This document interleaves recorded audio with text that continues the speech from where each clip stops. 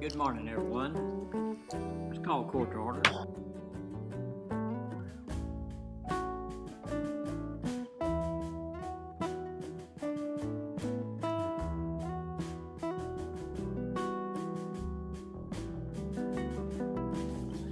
Is there a motion to accept this report for recording purposes? So moved. Second.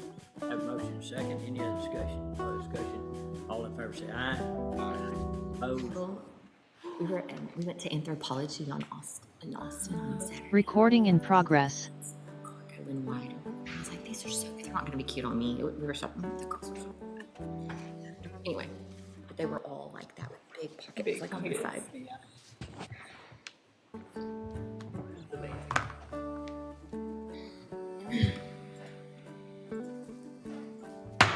All right, good morning, everyone. Let's call court to order.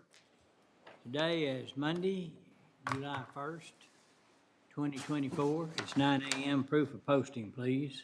The agenda was posted on Thursday, June 27th, 2024 at 3:30 p.m.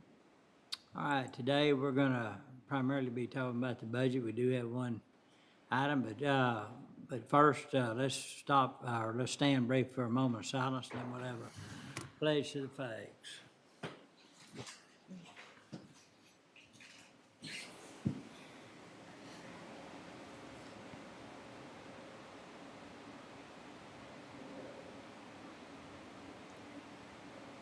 Please join me in the pledge. I pledge allegiance to the flag of the United States of America and to the republic for which it stands, one nation, under God, indivisible, with liberty and justice for all. Pledge to the Texas flag. Honor the Texas flag. I pledge allegiance to thee, Texas, one state, under God, one and indivisible.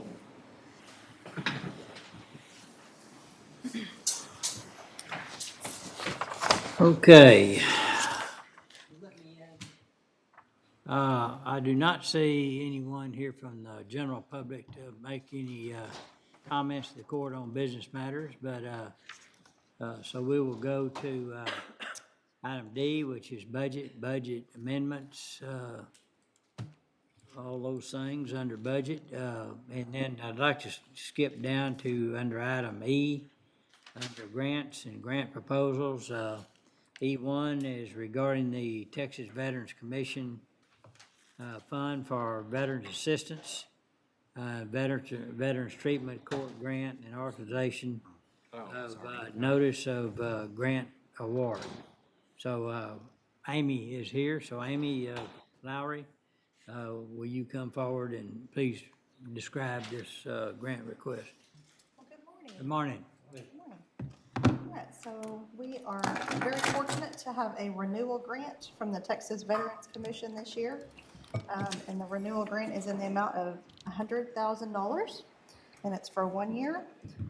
This grant is primarily for, to benefit the veterans participating in the Texas Veterans Treatment Court. Sorry, it's Monday. A little bit of that will be for travel for our team members to attend a national conference for best practice, but the large amount of that will be $79,174 for direct client services. That'll provide inpatient and outpatient services, as well as monitoring devices, which is the Scram, breathalyzer, UA blood test, skin patches, and ankle and wrist detection devices. So it'll be hugely instrumental to ensure the success of the veterans in our programs. So we're very thankful to the Texas Veterans Commission and the commissioners in Buchanan County. And so this is an extension or another grant like we've already had, is that correct? Yes, sir. Yeah. This is a renewal grant, a Renewal, continuation. yeah, it's a renewal of what we've had. Excellent. All right, any questions anyone have? What's the pleasure of the court? Motion to approve the grant award. Second. Have a motion, second, any other discussion? No other discussion, all in favor say aye. Aye. Opposed? Pass. Thank you. All right, thank y'all. Have a good day. All right, going back to D1 regarding the FY '25 budget, so I'd like to turn it over to Francis. Thank you.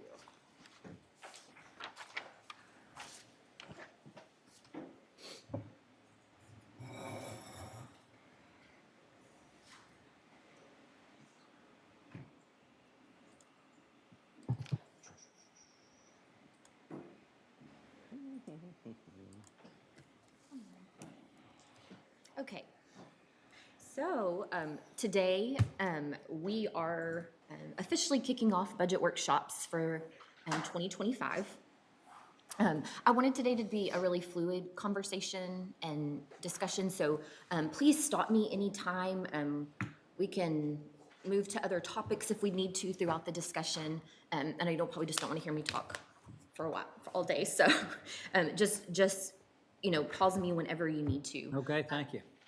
So, and I know also we need to break at 11:15-ish for a meeting. So I know that's what our first part of the day will look like. So, last month we started talking about budget and looking at things at the retreat. So we covered some of the historical trends in the fund balance and expenditures and revenues, just to kind of get our minds centered on where we have been, where we are currently. We can always go back and review that information. I didn't plan on pulling any of that back up today, but if you want to, please let me know and we can go back to any of those things where we were tracking revenues, tracking fund balance. And so that being said, we are just ready to jump into budget request and looking at the tax rate. I know a lot of the things that I'll probably cover today are things you're very familiar with. They're things that I've said, multiple times, but it is a lot of information at once. So I just want to make sure that you have all the pieces so that as we walk through it, it's streamlined. I want you to feel that it's your decision. The budget is you're over that and you're tasked with approving it. So I just want to make sure that you're comfortable and that you're, understanding all the pieces of it. We won't hide anything from you. We'll cover everything. And if we don't cover it, we'll explain why we're not covering it. Also, just in case anybody's listening today out in the county, we also want to walk through today so that the public will have an idea of how we walk through this and make it transparent and know what happens in the month of July to get to the budget. Excellent. Okay. So just a couple housekeeping items. We passed out a binder to you, and it's, just to keep your stuff organized. You'll, of course, be getting handouts through discussions, and so it's just a good place if you want to carry it and add stuff to it. But just to kind of walk you through what's in there, first tab is calendars. And so that very first page with the blue highlight, that's the calendar we've been looking at now for probably 6 or 7 weeks, and that's the major dates. So that includes all of our adoption dates, our public hearings, when we receive the certified roll. So at a glance, that'll give you those major timeline events that we'll be following through the end of August. The next page, this is what we looked at the retreat and tweaked a little bit, one of the things we tweaked was starting today on July 1st. So this is just blocked out days at a glance. So if you're wondering what days we're going to meet, this will show you here what days we have planned. We are not meeting on the 10th. I haven't revised that yet, but you can mark off that day of the 10th. Next week, we will just be meeting on the 9th. And then the page following is just that July calendar, but more detail. This will be ever changing, just as we find out what more questions you have, or as the conversations go. We might have to make some tweaks for elected officials that are coming in if they have things that come up in their offices. But this will go through each day, starting with today. So today, tomorrow, next Tuesday, and then those final weeks of July. And so this is what we have scheduled. And so again, this may change, of course, but just to give you an idea of who we have coming in and what we'll be talking about on those days. A lot of those final days are, it just says continued discussions. Until we know where your minds are in certain things, we won't know what will fill those days, but I know we will have plenty of topics that we'll be able to talk about those final days leading up to the proposed budget. So any questions about the budget, or I'm sorry, the calendar or the month of July, or any concerns? No. The next tab is what we call the budget binder. This was also given to you at the retreat. And so this goes through a lot of historical information. Also things like, what has our COLA been for the last years? What has our tax rate been? And so this is a really good just resource to go back. If you have questions, also feel free to call us or email us anytime. If you ever have questions about it, if you want more information, that's what we're there for, and we're happy to help you with any of that. The one thing I would like to see, instead of just the 7-year trend, is an entire 10-year trend. Perfect. And we'll update that going forward in anything we present to y'all. So that information there, and then there's a tab, this is just a copy of the presentation from today, if you want to follow along or make notes on that. Though, I don't know if everybody has the same color, but the tab that's general info, we've just kind of crafted a task list, a to-do list. And so we'll be checking off all of these topics as we walk through request. And so I think at a glance, it'll give you an idea what's still left to come or what we've already discussed. So again, just something just to help us follow along. The next couple sheets, we'll get into these later today, but these are the compilation sheets from the general fund that we're used to looking at every year. These will be ever changing, but we went ahead and printed out the first day just so we had a starting point and something for you to follow along. Same with the tax rate information. We have a section, I know software is going to be a heavy topic that's discussed this year, as was last year. And so we have some information in here about the software discussion. We will not be talking about that until the week of July 22nd, but we just wanted to go ahead and have that in there if you wanted to start reviewing it. Outside entities, and so that's what we have in there right now. And so as we start looking at the request, some of this detailed information will tie to the amounts that we look at later. And so again, just some more detail, but again, we're happy to provide anything else you may need. We just thought this would be a good start.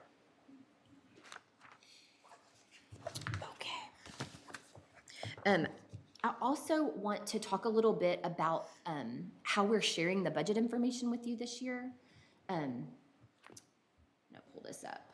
So Haley has been sending out the link to the budget folder. So this is different than accessing on the network drive, and she'll be sending that out constantly as it changes. So every time she sends a new link, something's been updated. Through that link, you will be able to access it wherever you are, wherever you can access your email. So you don't have to be logged into the county network. You don't have to VPN in.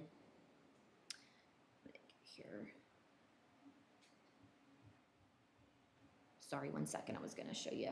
And that same link will be updated as we go along, right? So Yes, sir. every time we come back in, any changes that happened between the last time and that, when we come back in, will be Yes. updated, noted, yeah. Thank you, that's great.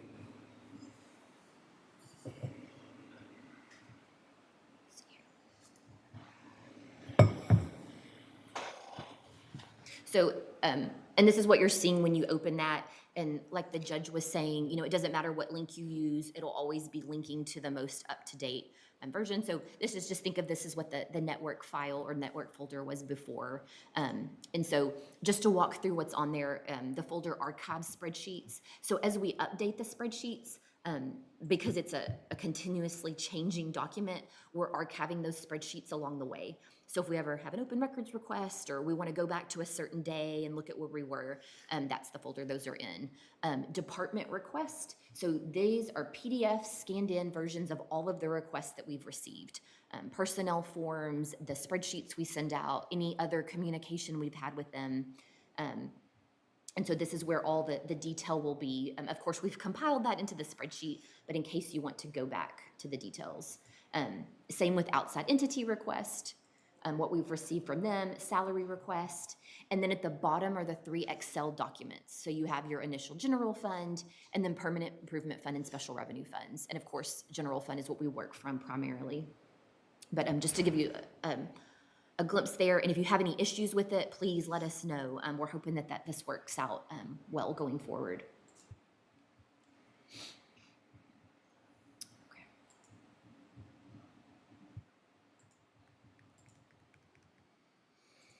Sorry, it's slow. Okay, back to this. Okay, so those things being said, I'm just gonna start just bird's eye view, very, very high level, and I know we know this, this kind of you know, something that's, of course, we all know, but just to kind of put it in perspective, through these weeks, through these discussions, this is what we are trying to get to. So we want you to vote on a proposed tax rate, and we're gonna file the proposed budget both on July 31st. So that's what this month is leading up to. And then, of course, we can continue those discussions, you can continue to make changes, and then August 27th, you will be adopting the budget and tax rate. So nothing can change after that date. But just again, high level, those are our main goals. So how do we get here? And this is kind of a rundown. Again, we looked at those calendars a few minutes ago. But today and tomorrow, I know tomorrow we have a regular agenda as well. But I want it to really be a high-level overview, look at preliminary information, talk about our policies and our goals, and just get you really comfortable with where we're at so that we can get into the weeds later. We'll also begin a review of some of the requests, hopefully today, and those are the requests that I'm hoping we can go through without having departments come in. So very minor changes, things that we can explain based on what they provided us. We have to have some kind of starting point, so I'm hoping that today we establish that starting point. And then Anna with Human Resources will be doing her presentation kickoff tomorrow after regular agenda. So you'll be hearing her, her presentation, her thoughts on things. You'll be talking about structure of salaries, COLA, all of those pieces. And so my plan is that after today and tomorrow, you will have this basic starting point, and then we can then dig into all the details. But we just want you to really have a good, we just want to have a good starting point. And so then next week I know it's kind of odd, but just Tuesday of next week, we have a pretty full day that day, and we have the majority of our outside entities coming in. So, a lot of the requests are the same, but I know you like to hear from them, hear what they've done with the funding, what they have plans for. There are increases in requests too, but we hope to get all those done next week.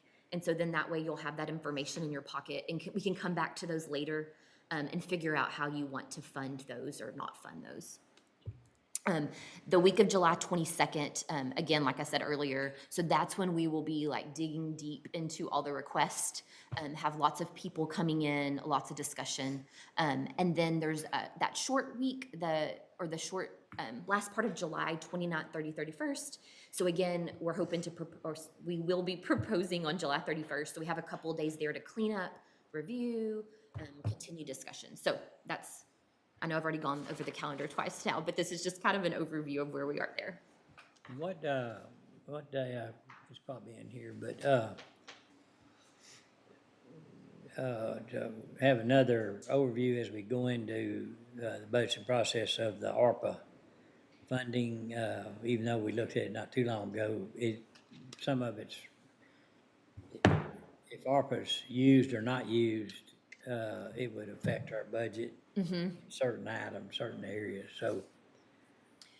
And we can definitely do that. We can talk one day a little bit about ARPA early on. Yeah. And talk about where we are, what's left, I think that'd be what's helpful. pending. I know specifically one thing that we have in the budget request that would be eligible for ARPA. And so when we talk about that, we'll, say, Yeah. hey, there's different funding opportunities here. What do we want to do? But I'm glad Yeah. you brought that up. So we'll be sure and Good. have a conversation there.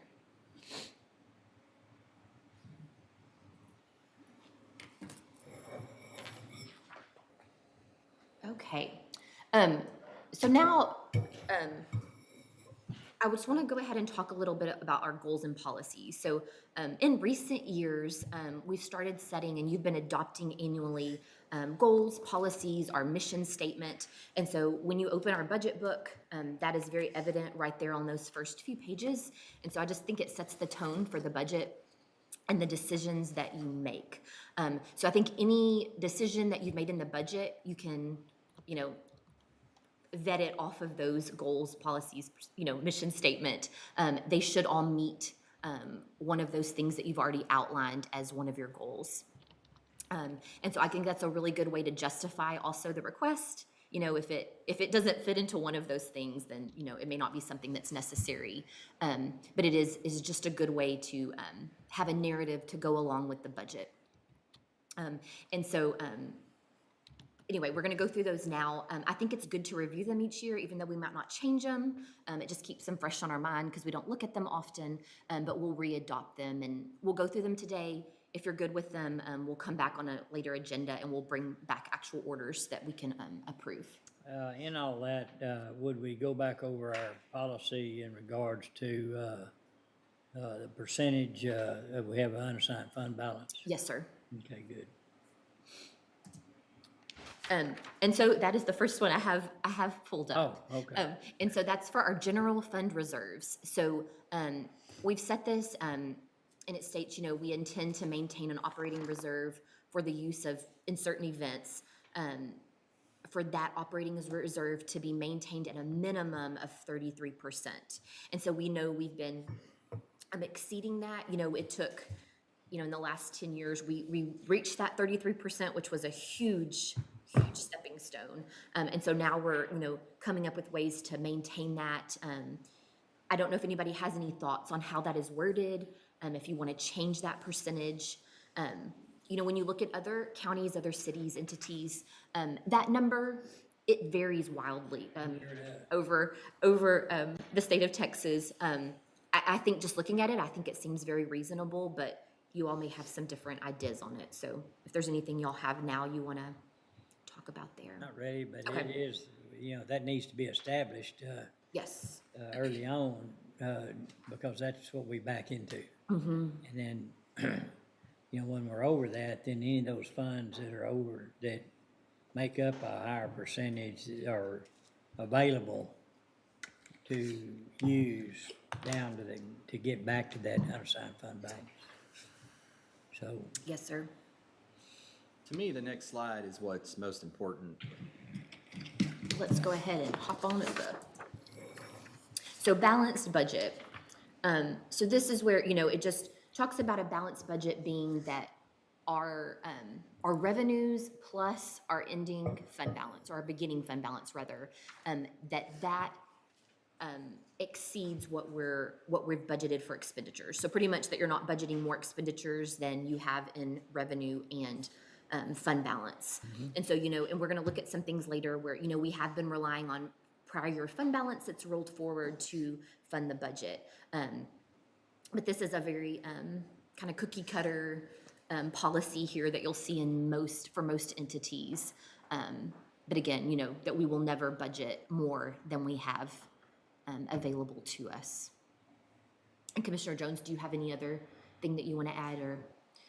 No, just that is, to me, that's kind of the rules of engagement there. Yes. The 33% after our revenues plus our ending fund balance. Yes, sir. And I think the last part of this paragraph, it talks about that, our plan is to cover expenditures with recurring sources of revenue.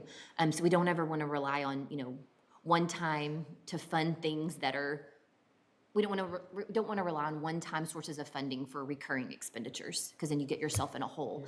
But I do think that, of course, we are relying on fund balance sometimes, and that's because we do want to bring that down to a manageable level. But anyway, just wanted to point that out as well.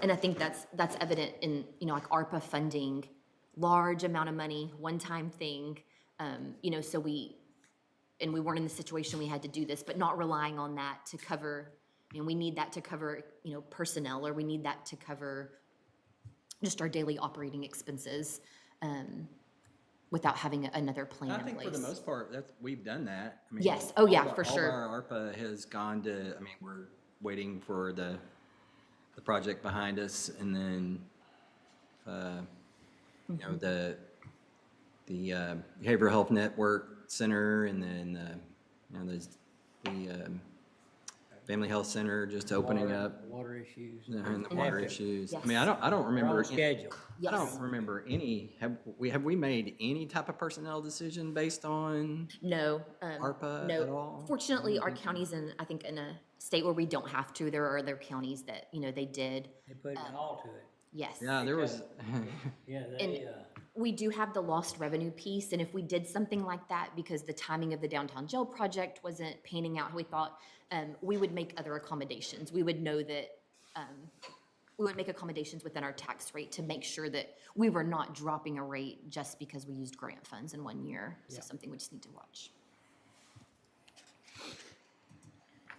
Our mission. and to, Oh, go ahead. so to that extent, I don't think any of these things that we have budgeted in there are recurring at all. I mean, they're all like one, Yes, things we normally wouldn't be able Um, to uh-huh. cover. yeah. general And that revenue. thing's, I mean, it's about done, right? I mean, we're, Well, yeah, it's, there's money there, but it's, most of it's allocated. I sure would hate to have to send that though back. Yeah, we won't, because we're, and Dustin can go over it later on, but there's a backup plan for every dollar. If a contract, fails to meet its deadline to qualify for the funding, there's a backup plan to where that fund would go, and he can go over that. Yes, and we kind of have scenario, you know, A, B, and C. All the way If this down to- doesn't work, we can do this, and All the way down to one-time commitments to nonprofits, and those things, when it comes down that far. Most of the funds would be, a lot of funds would be utilized to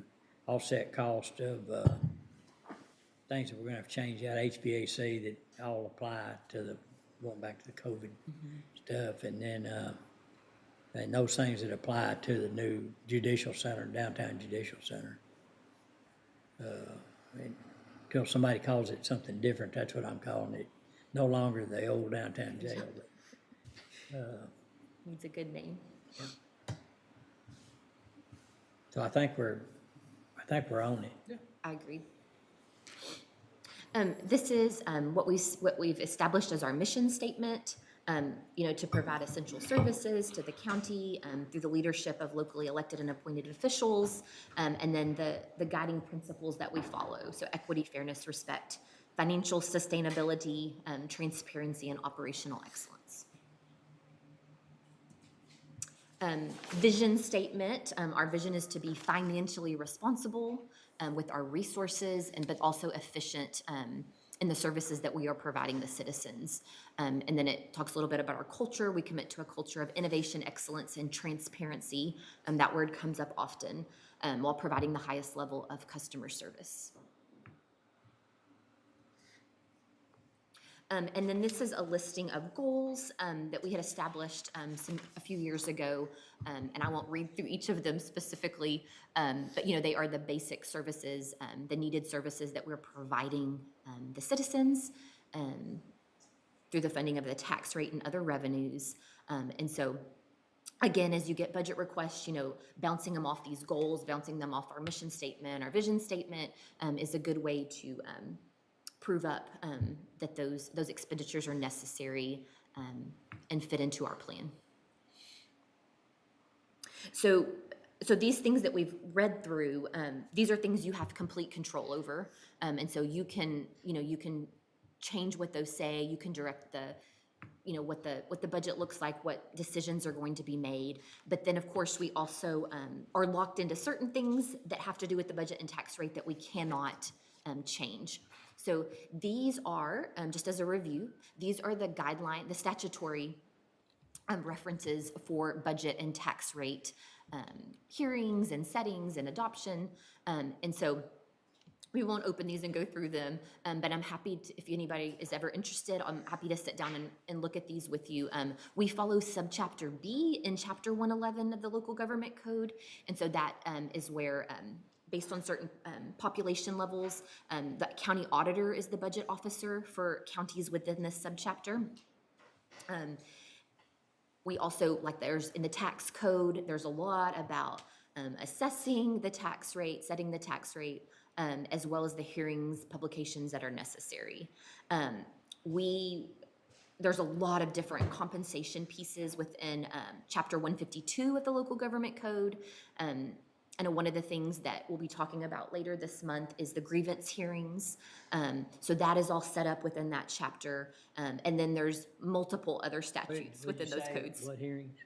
The grievance hearings if Oh, yeah, needed. yeah. So So these are things we have to follow. We follow in adopting the budget, but then we also have to follow throughout the whole year.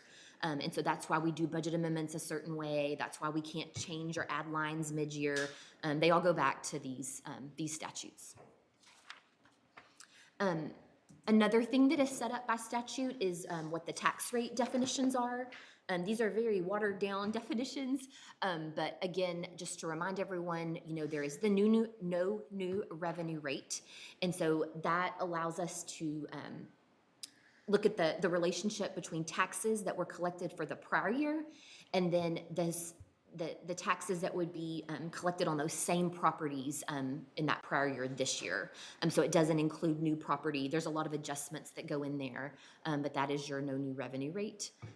Then there's the voter approval rate, and so that's the maximum rate that you could adopt without going to the voters for an election. That voter approval rate is 3.5% over the no new revenue rate, but you can account for that unused increment rate as well. And we'll talk about that here in a bit as well. And then again, that unused increment rate, that's the 3-year rolling balance, but of the amount but the difference between what you adopted and then what the voter approval was each year. What is our, not that we'll ever even It's, imagine getting there, but It's 10.1%. golly, wow, that's a great job that I think we've done the last several years. Yes, and I think, I mean, I know the plan is to never go to the voter approval rate, but it's just, you have that safety net there if there was ever a need, some, you know, extraordinary need that the county had. There is that ability there. One of the other things that is set by statute are the public hearings that must be held. These have changed a lot over the last years, but there is a tax rate hearing that is mandatory if you propose something above the no new revenue rate. And so we already have that penciled in on the schedule if needed. So we'll know when that will be. Public hearing on the budget is always mandatory to have this hearing.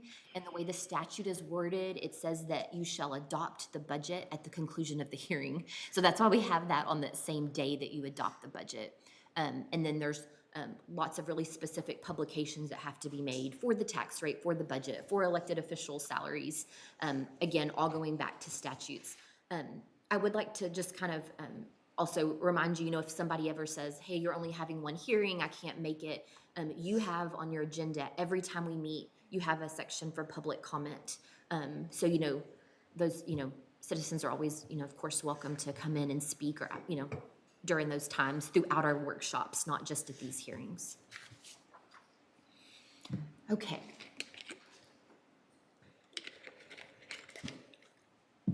So getting into what we are covering. So I just kind of broke these out into our 4 main topics or main funds. So you have our debt service fund. I know we're not planning on going out for new debt this current fiscal year. So our debt service, it's set in stone. We have our amortization schedules. We know what our principal interest is for the life of the bonds. So that is already done. We'll review it later, but it's done.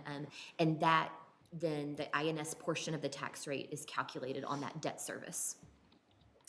Permanent Improvement Fund, TJ Jackson will be walking through those projects later on in the month. And so those are funded capital permanent improvement projects. They are funded by a portion of the M&O tax rate. Lately, we have been using bond funds as well, but we do need to cover that piece. Special revenue funds, I know we always go through those pretty quick. The revenue, there's nothing you can do to change the revenue really, but you are tasked with adopting the budgets, so we'll go through those requests. And so that's a good way to cover a lot of our operating expenditures without touching general fund dollars. And then the general fund. So that, of course, is what our discussions mostly cover. It's the largest portion of our M&O tax rate. I wanted to go through, Excuse me, yes, please. On the M&O tax rate, so we first cover permanent improvement, and then after that, everything else goes into the general fund to fund requests and those things. I mean, that's Like as the, far as the tax rate? yeah, the tax rate is, when we're looking at the overall tax rate, INS is for debt service only. Correct. And then the M and O rate, the priority is to, what we identify as permanent improvement fund needs. And then everything else goes into the general fund to cover all other costs that's not covered by, other funds. That is correct. Yeah. That's correct. And historically, we've been, the Permanent Improvement Fund, this one specifically, has been building a fund balance just because we have been relying on bonds for a lot of these bigger Right. projects. And we haven't had a lot of smaller, so that fund has built up a little bit of a balance. And we've really been funneling about $1 million worth of tax levy into that fund each year.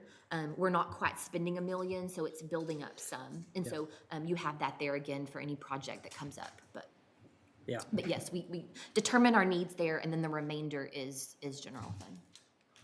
And then bond funds, I mean, stating the obvious, but the bond funds match up with the life of the project that you're funding. In other words, a bond is a long-term loan and paid out over a long term, because the asset you're funding with it is a long-term asset. Yes, That sir. will probably stay on the books for on and on. Yeah. That's correct. And then, as we present these, I just wanted to go through a little bit of what we do in our office as far as compiling what we give you. We ask for all of the budget requests. They all come in. And I just wanted to make it clear that we don't just spit those immediately back out at you. There's months of work where we analyze all of the requests. We make sure that they're acceptable, that they're, requests that when we receive an invoice, we would say it was an allowable county expense anyway. But it is gone through with a fine-tooth comb. We make sure that any increase, that there is some reason for that increase. We also go through and make sure that any line item that is consistently under budget, that we question the office and we work with that elected official or department head to bring that down to an acceptable level. So we've already done all of those steps before it comes to you, and we've made sure that everything seems reasonable. And so I just wanted to make sure that was clear, that, a lot of work's been done ahead of the time, so you don't have to go through all of those little. Thank you. And of course, we're continuing to do those steps. We'll continue to look at things that are over budgeted, but it is kind of a moving target, and it's hard just to catch all that in 1 year, but it's So just. if we were to come up with like a broad statement, like all expenses should be capped at 23 levels. What do you mean by that? What, 2023 levels. yeah, the 2023 budget. Like no increases to the 2024 budget. I mean, y'all could easily come up with that and disseminate it out to the different departments, things like that. I think when we start getting the details, I think most departments, they keep within their total budget. They may move things around. There's some that, I'm talking about the requests. yes. But there's some that it's just, what departments are doing, what's coming through their office, the way they operate is changing every year. So there are, sometimes increases are just, they're necessary for them to keep on moving efficiently. But definitely that's something that if y'all wanted to look at, I know we've done that in prior years, that we could work with departments to try to bring that back down. But we have tried, to bring down as much as we could. But if that's something that you want to shoot out, again, we definitely can. I mean, I would be in just preliminary looking at where we're at. I mean, I would be highly in favor of that. Okay. That type of approach. Okay. So keeping like the operating in total, trying to keep as close as we could to 2023. I got you. Maybe even adopting that as a goal. And I know, you know, there are some departments are so small, and I think it's a good idea. I'm not, but some of those departments are so small, they're spending all of their operating, Right. and then contracts increase, you know, software licensing increases. So there are times like that. Yes, it's hard, but there are, you know, definitely that we could look for ways to improve that. So.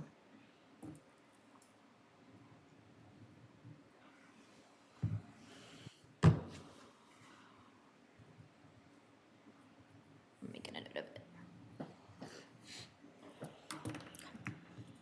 Perfect. Okay.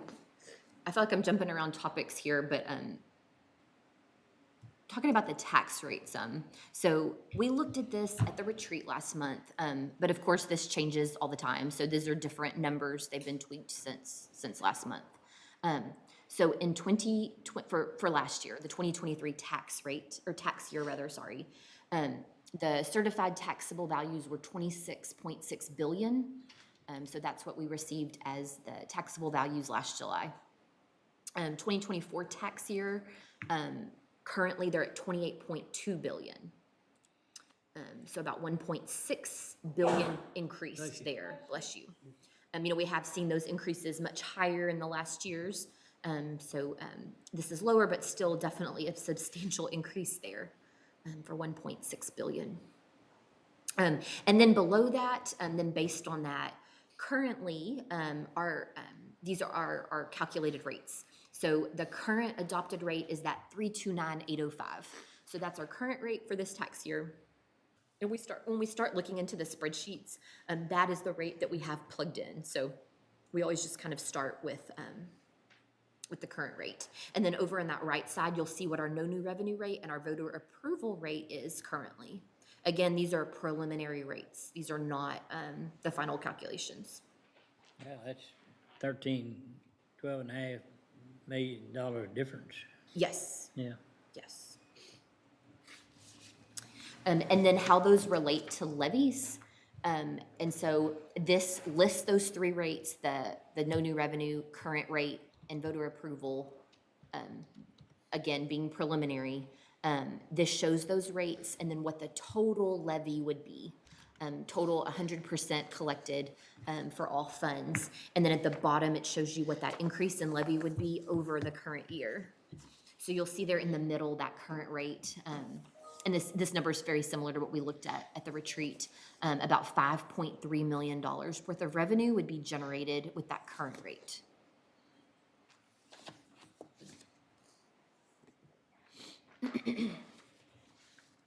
And there's that, you know, we were talking about the voter approval earlier. You would have that ability to increase revenue by 38 million without going to an election. Yeah.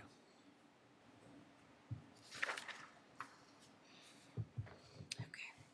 Anything else there before we keep moving? I think we're good. Okay. I want to just kind of walk through now as we start getting into general fund, just to remind you what we're looking at here. So we always start with what do we think our beginning fund balance is. We look at estimated revenues, we add that. We're constantly tweaking the expenditures. And then again, looking at where are we ending fund balance wise? Does it meet our goal? Is it where we want to be? And so then whatever's there rolls over into the next year, and then it's just a cycle that continues over and over. So the pieces of that, so when we start looking at general fund, we estimate what the fund balance is going to be at October 1st of the next year. That's our starting point. This includes projected expenditures and revenues through the end of the year. So we do our best to project based on what's already occurred this year, what are our expenditures and revenues going to be. And so then that's what we start with. And then of course, adding in revenues, taking off expenditures, that's how we get to our ending. But that 71.1 million is what we plan on. That's our estimate right now for the beginning of the next fiscal year. Which is So where does that put the unassigned fund balance percentage? It is,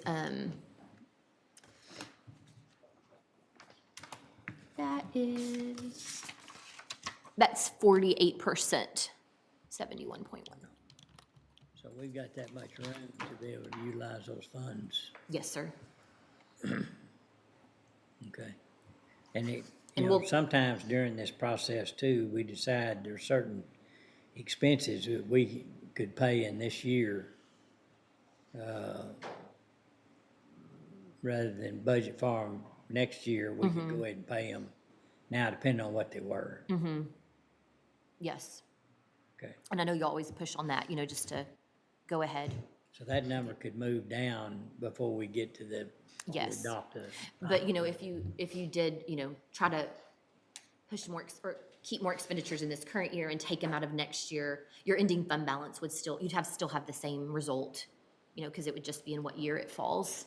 Okay, Didn't we at the end of last year have that projected right around 30 to 33% or something like that? yeah, we spent it down Yes, yes. to help So, us this next right. budget year. So 33, and so we ended up about 15%. We're gonna end up about 15% Excess. excess. And those are things, coming under budget, 10 million. We talked a little bit about at the retreat about the interest that just went off the charts this year, Yeah, and- the additional 5 million there. So those 6. pieces, revenue's always coming in a little more than we estimate. So And you all those can't- pieces You together can't really rely on that. Yeah, on the beginning fund balance. Uh-huh.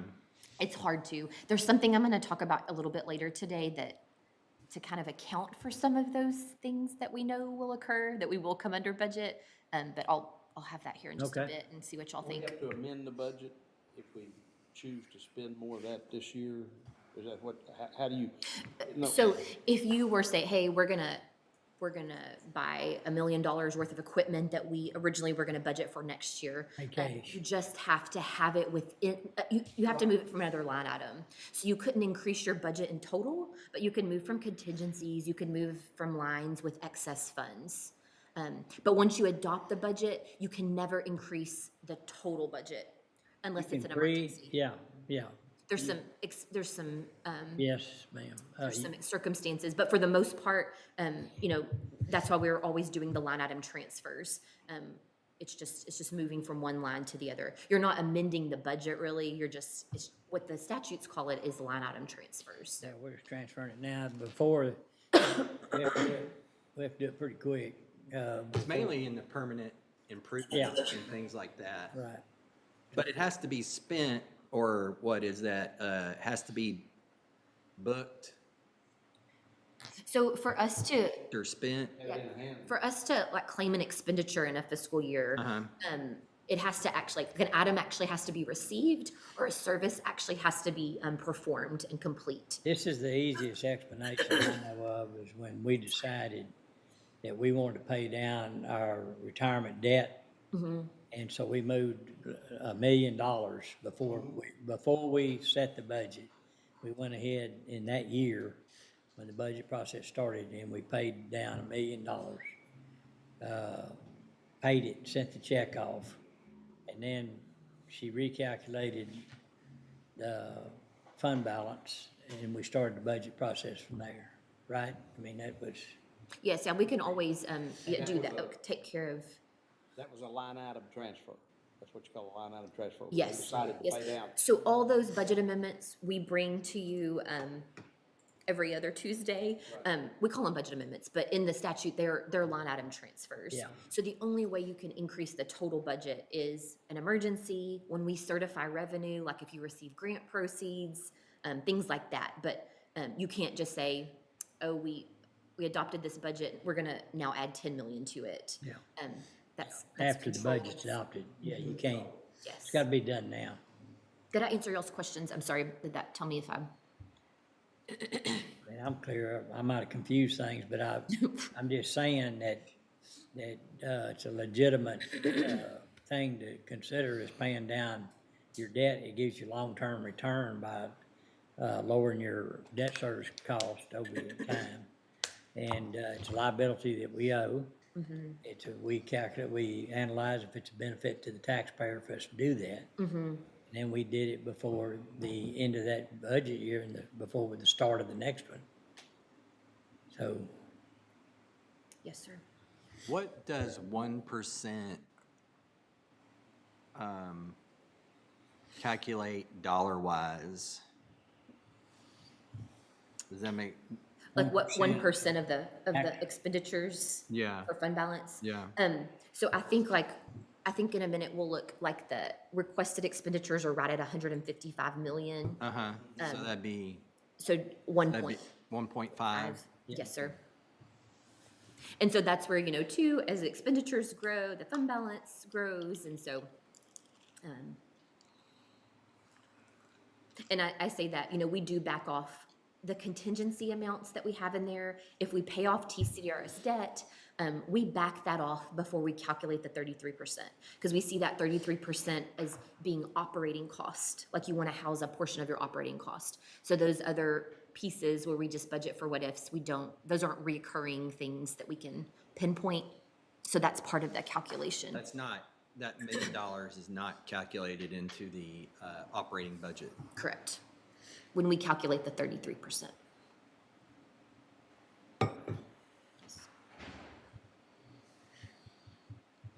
Okay. And so then as we walk through, starting with the beginning fund balance, and then we estimate revenues. So of course, that one piece of revenue that you have control over is the ad valorem taxes. The rest of the revenue, I say you don't have control, like sales tax, huge piece of our revenue, and you make decisions that affect sales tax. we accept it, we don't control it. Every month, yes. And so, but revenues, not a lot you can do, but of course the tax rate. So right here, this shows on that bottom blue box, you'll see the top part is ad valorem revenues, and again, based on our current rate. So last year in the 2024 budget, when we adopted, it was at 78.3 million. With that current rate, we'd be at right under 83 million. So that's an increase of 4.7 million. This is for general fund. And then other revenues, so sales tax, fines and fees, charges for services, alcoholic beverage tax, all of those get rolled in. And so you'll see there's about a $3.3 million increase that we're estimating for this next year. And so just because our county's growing, we're seeing those increase year after year, which is really, really good. So that'd be a total of 7.989. Yes, sir. Yes, using that same current tax rate.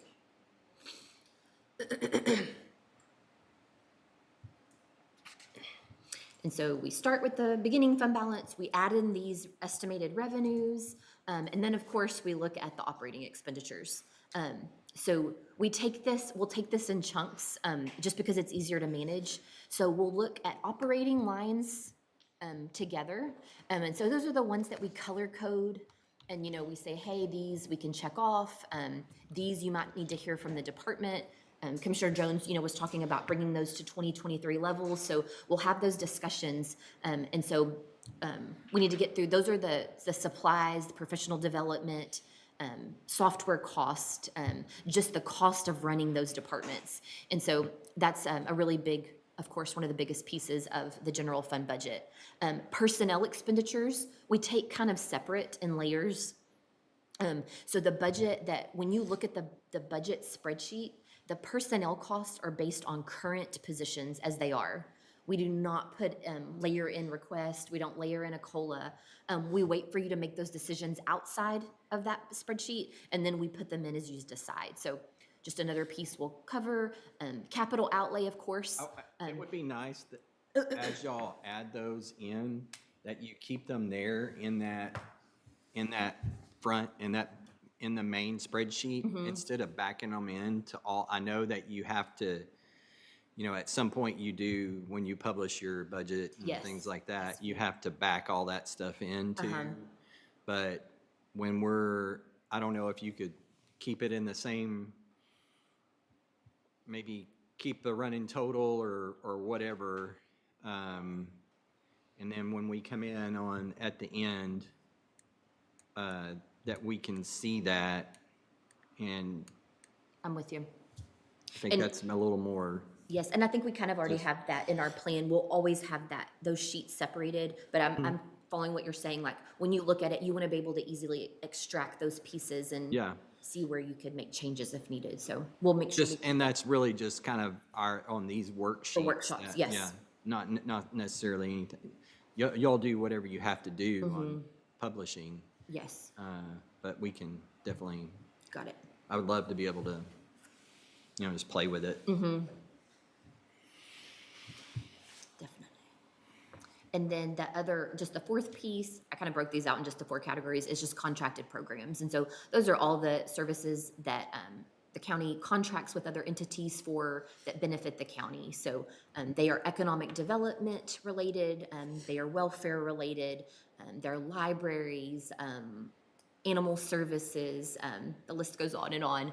But so those are what I see as the 4 main categories of the general fund that we have to cover. City of Waco. Yes, yes. And then, of course, there's all the other expenditures, and like Commissioner Jones was mentioning, those personnel changes you make, additions to personnel, any increase over what we've funded outside entities before, if you make adjustments to benefits, any changes to TCDRS. And so we'll cover those also in bits and pieces, and then have those kind of extracted so that you can see what those are costing in addition to what we currently have. And then once we go through all those things, then we end up with our estimating ending fund balance. And so again, that's the same policy we looked at earlier, looking that we maintain that at a minimum of 33% of operating expenditures. Okay.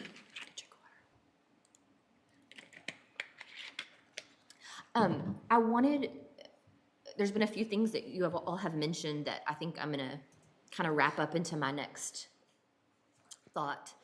So this is a different, I haven't really ever shown, I haven't addressed something like this in this way to y'all before, but I'm gonna walk you through my thoughts here.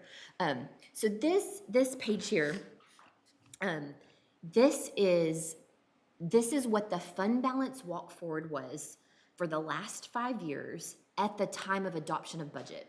So this is not actual numbers. This is just when we all left here at the end of August, we were happy with what this was. If we were to have spent all the budgeted expenditures, if we were to collect that amount of revenue, we were happy with where we were ending, it was good to go.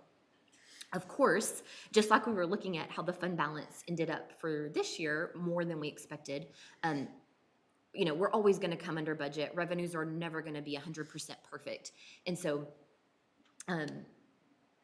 these numbers then change. And so, going forward, it just, if I put the actual up next to it, you would see the difference, which we always touch on. There's also some pages in the budget binder that show you this compared to what actually occurred. But for this purpose, just looking at what was budgeted. So then the bottom, you'll see that when we were looking at budgeted numbers, our revenues increased. You can see there, it decreased 1 year because that was COVID and we thought we were gonna have a drop in revenue and sales tax, and that did not occur, thankfully. But you'll see there, this was just what we budgeted. So, we budgeted that we wanted to increase revenues by the 3.8%, 4.9, 4.4, but we were increasing expenditures by those amounts below. So, the highest one being 2022, the 10.6%. That was, that year that you got COLA back in check and got personnel, got salaries back up to where they needed to be.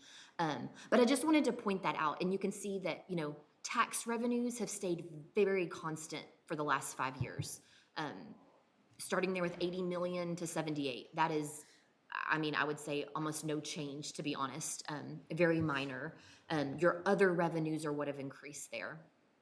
And so then I think I thought this was interesting because these were our mindsets each year when we adopted the budget. And then that very bottom line, this is when we adopted the budget, what percentage our revenues were of our expenditures. So what that comes down to, if you look at 2024, the very bottom right number, the 86%, we were relying on on fund balance to cover 14% of our expenditures. And so I just thought it was interesting, and you could see that dropping. You know, eventually, if we kept doing that, you know, we might kind of get ourselves into a pickle there. So it's just something I just, tell me if it's not making sense when I'm going through this. I just thought it was interesting to me just to look at where was our mind when we adopted the budget, not actually what happened, and then our decisions have been consistent. But I just thought it was just interesting. And you can see that our fund balance is growing because we're coming under budget expenditure-wise. Like this year, we're projecting about 10 million. And so, again, just, it's pushing fund balance up to the next year. So, So in other words, it appears, like you said, revenues were under as a percentage by 14 million. Is that what it is? Yeah. and that's okay. And because we didn't spend as much as we budgeted, and so that covered it. So we're Which relying on means fund balance. we consistently over budget, which has been an issue. Right. So- And how much are we over budgeting? How much are we So- not spending of taxpayer dollars how much, you know, we charge the taxpayer through this process. And we're not spending if we're not spending their dollars, they're not getting a service. Yes, yes. And so that's where I want to, just to kind of touch on here in just a sec. You know, we are always going to come under budget, like unless we have some extraordinary year. When you look at, what was that percentage? Let me get my calculator real quick. The penalty for So- going over budget, So so severe that they, when you look at that 2024 column, so current year, we have budgeted 151 million of expenditures. If we come where we think we're gonna come and we come 10 million under, that's 6.5%. So sometimes when you look at it in a percent, like 6.5% is a very small Yeah. margin there between the budget and the actual. The dollar amount is large, but it's spread out, you know, across the budget. So, again, I think that, you know, I think we're always gonna come under budget, but was just keeping that at a manageable level. Like it can't get out of control. And so that's what we're trying to do, you know, of course, is to manage those. yeah. But if you come under budget 10 million, and that's what'd you say, 6%? 6.5% of the budget. 6.5%, then basically, I know all that's theoretical, but then your revenues as percent of expenditures, it changes that Correct. by 6.5%?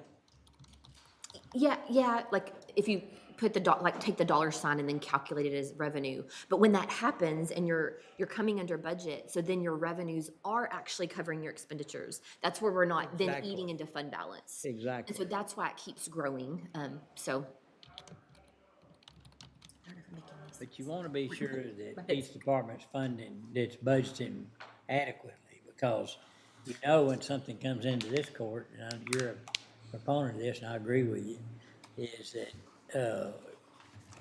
the question you ask is it in the budget? If it's not, then that's a stress point for us. And so the punishment for not budgeting the expenses is, I don't know if you call it punishment, but pushback is significant, and it should be. And in the same, you know, I think we also need to be known that even if there's adequate budget as a whole, incrementally, there might be a piece that came under a budget within a department, and we're using something that doesn't even relate to it, like unfilled position salary, and putting it over here for something else. That is, I don't like that. No, I don't either. And that has happened numerous times. And so that's why we make the final decisions on it. I know we don't have a crystal ball for departments and offices to be able to always anticipate and know exactly what expenditures are going to be. There's some items that can happen. Yes, sir. Copiers can go out, printers can go out, The court system, yeah, what types of cases, Yeah, indigent exactly, defense. exactly, or- exactly. But it does concern me when there requests come in that probably could have been foreseen Yeah, as a budget item, and we're asked to switch money or to move money, line item transfer money for something that probably should have been Right. requested in the budget. so that being said, 6.5% is a reasonable amount to be over budgeted. Yes, because I Do think we you're set always- that as a, maybe as a policy? So I have a, yes, and I have an idea on a number I was gonna cover here. So far, she's been ahead of us. No kidding. I've tried. And I do think that, 12 years in this game will help you, I lost my train of Yeah, thought. that's right. help you do that. I lost my train of thought. Oh, I was gonna say, you were talking about using like excess personnel and moving it to something else. Yeah. Haley had found some items that we kind of know, like very large departments. I mean, they're not gonna be 100% filled positions. It's just, it's what it is when you have that many. And so we kind of tracked where budget amendments were occurring. And so we're like, hey, if you're really gonna need this, budget for it. Let's not budget knowing that we're gonna rely on excess in another line. Right. And I know, she Exactly, found several exactly. sincere, and so it's just kind of chipping away in it. Educating, yeah. And I know Anna, continuously is, trying to retain and, attract employees. And so trying to get that down, those vacancy numbers down as well. But again, just kind of a moving target, hard to tell what the year holds for us, so. So looking at this, again, just adopted, I moved forward, and I'm sorry, when you look at this, I repeated 2026 at the top twice, so it should go through 2029. It should say 2025 to 2029. I realized that earlier. But what I did was I kind of took that same thought pattern, how we have been budgeting, what our expenditures look like, and I moved it forward for the next 5 years. So I have revenues, tax revenues, keeping them kind of current like we have been. I don't know if I wouldn't recommend that, but I just added $1 million each year. Estimated other revenues, I increased those 10% each year, expenditures 3% each year. Very, very thrown out numbers there, but just to get an idea. So if we did this, you can see there at the end of 2029 that our fund balance would be 13 million. So we know, and that's spending everything 100%, collecting exactly what we thought. Does that make sense, kind of? We know that that's not gonna happen. So what I thought was, well, if you say 5% under budget is reasonable, and this is where I know Commissioner Jones was saying, do we set a number? And 5% keeps coming up in my mind. And so each year, if we say, hey, here's our ending fund balance, but we are anticipating we'll come 5% under, then you account for that when you look at your ending fund balance. Like, fund balance is this number, but we're gonna increase it by this 5% of expenditures. We have to have some amount of cushion in there at some, and so that was my thought. And then you'll look here that a minute ago, we were looking at that last column, we'd end at 13 million. And doing it this way, when you say if we came under 5% each of those years, your ending fund balance would be 46 million. And you'll see those percentages at the bottom, very close to that 33% mark. So, You're quantifying what we've always known yes. and putting it into a number. And Or so we percentage, can, and so if you want to include that, like a percentage 5 or 6 or 10, and if we want to incorporate that into our discussion as to what the ending fund balance is actually going to be, because we know we're gonna come under budget. So we're setting that Setting expectation in the like department. Like a $50 million fund balance number? Is that what you'd be saying? It's like set, instead of a percentage or Still doing a hard percentage, but just taking, like making or just a, coming up with your ending fund balance based on actual expenditures, but then below the line saying, okay, if this is a consistent year with how we've been operating, we know we're gonna come 5% under budget, and then taking that into account before then you calculate, are we at 33% or not? Does that make sense? So we're just setting that expectation with each department and that they try to get it within 5%. What if they don't? I mean, is there, And that's just, it's just a lump sum number. So it's just, when we look at it, and when we look at the spreadsheet here in a bit, I'll kind of show you what I mean.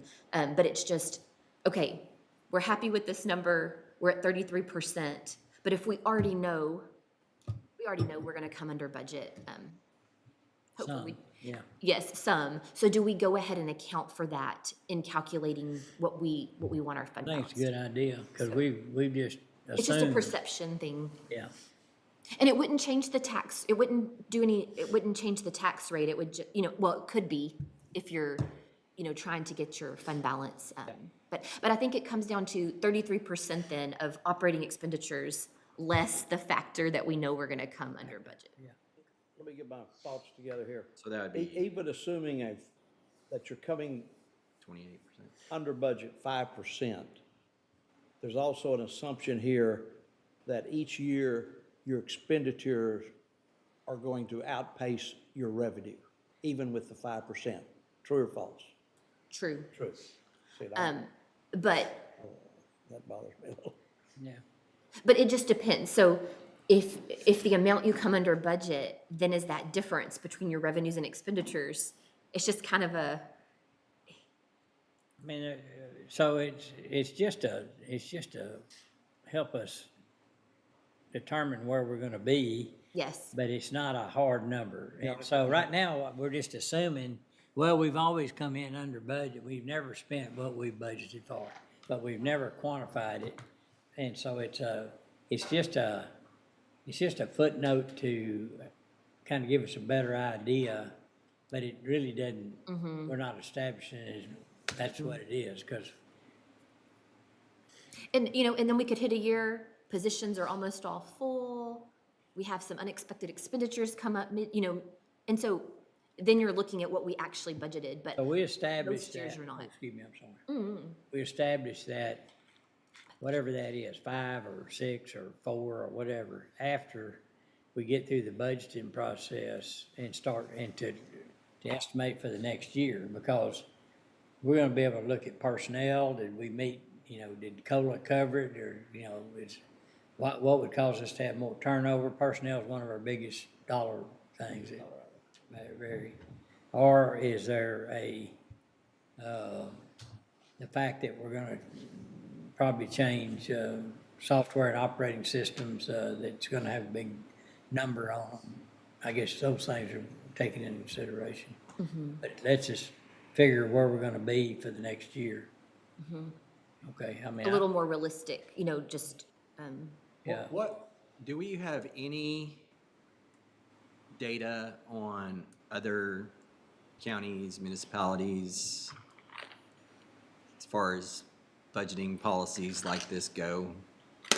I mean, Or actually what happens in other, in others? I mean, we could definitely follow that just by looking at their budget documents, and And then we their look at their, CAFR, yeah. we look at their documents all the time, just bouncing ideas off of those.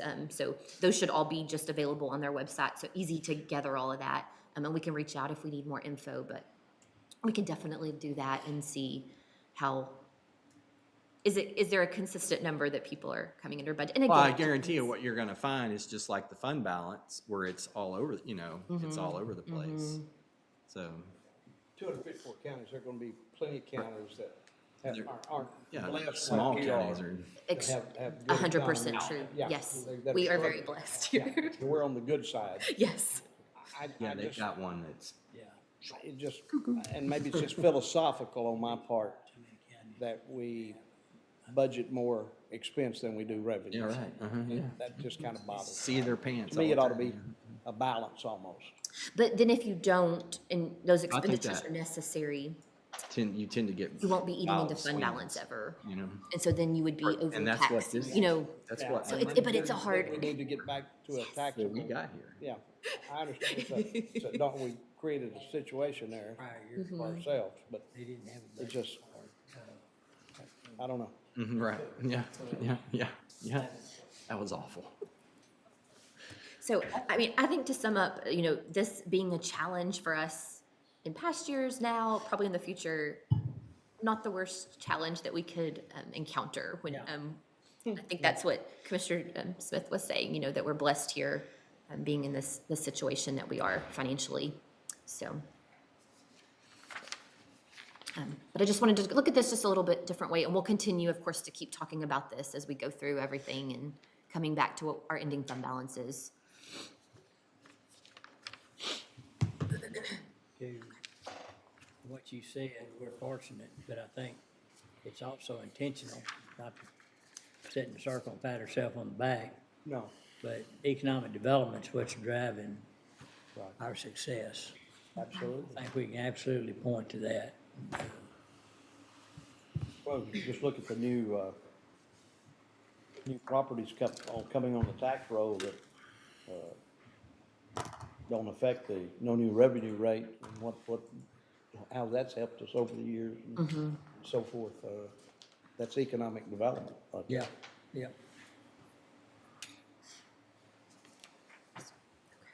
And I don't, do you need a break or anything, or are you good, we all good? Is this a good point to break? All right, let's take a 5-minute recess.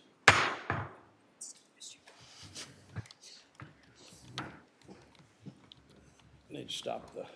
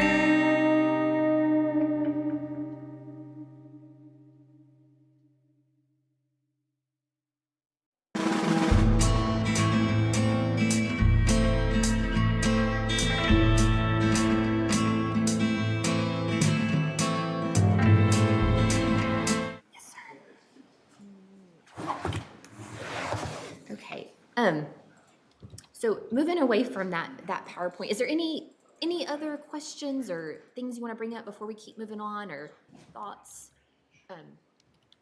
I'd encourage you just the next couple weeks, if you have thoughts or ideas or questions, just shoot them to us anytime. We're happy to come meet with y'all in your offices or put together a report or whatever you may Okay, thank you. need. Good idea. But that'll help those last weeks go really smooth if everybody has their questions answered. Okay. So, we are gonna jump into our general fund spreadsheet. The fun is beginning.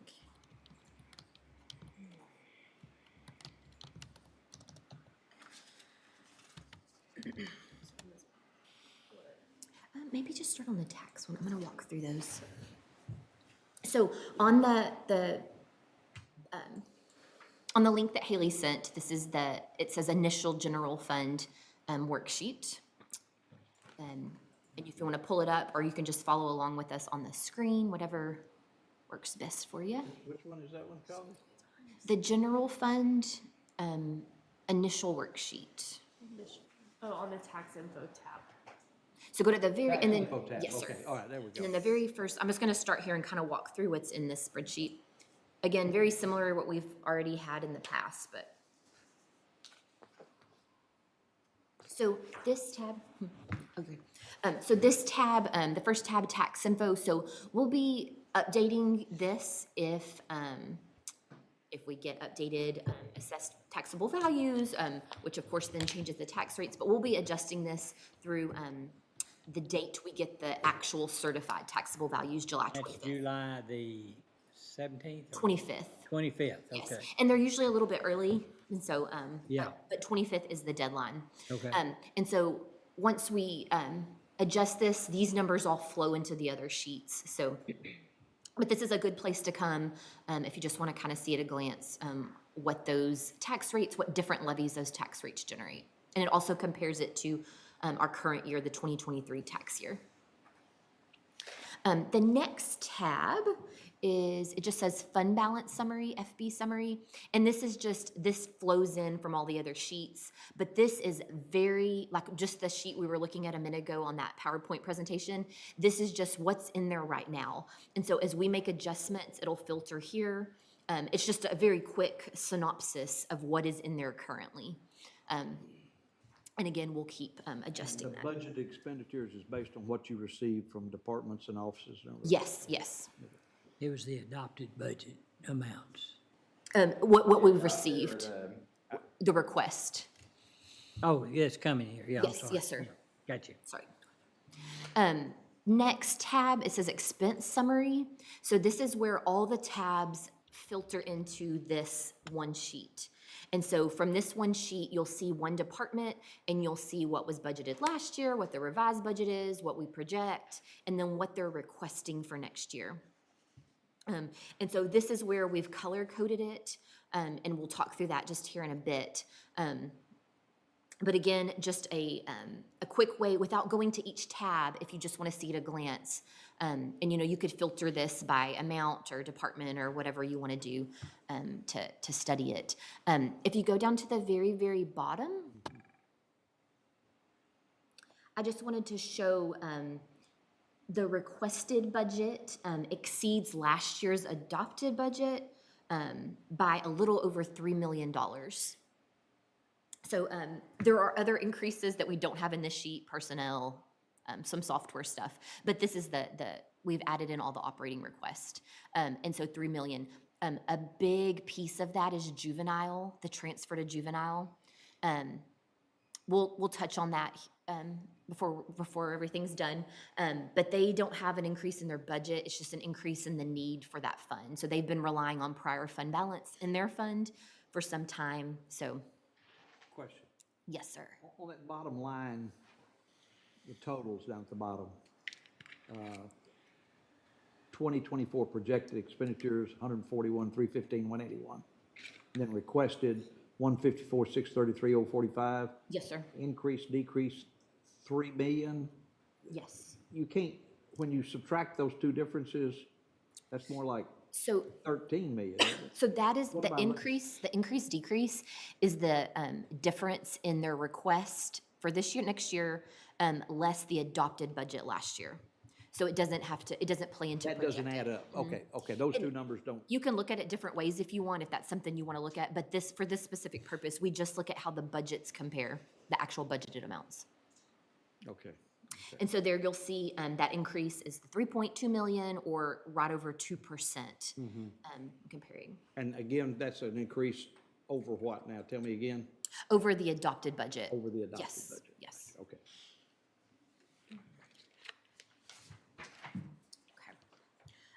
And then the next tab, this, we call it main summary.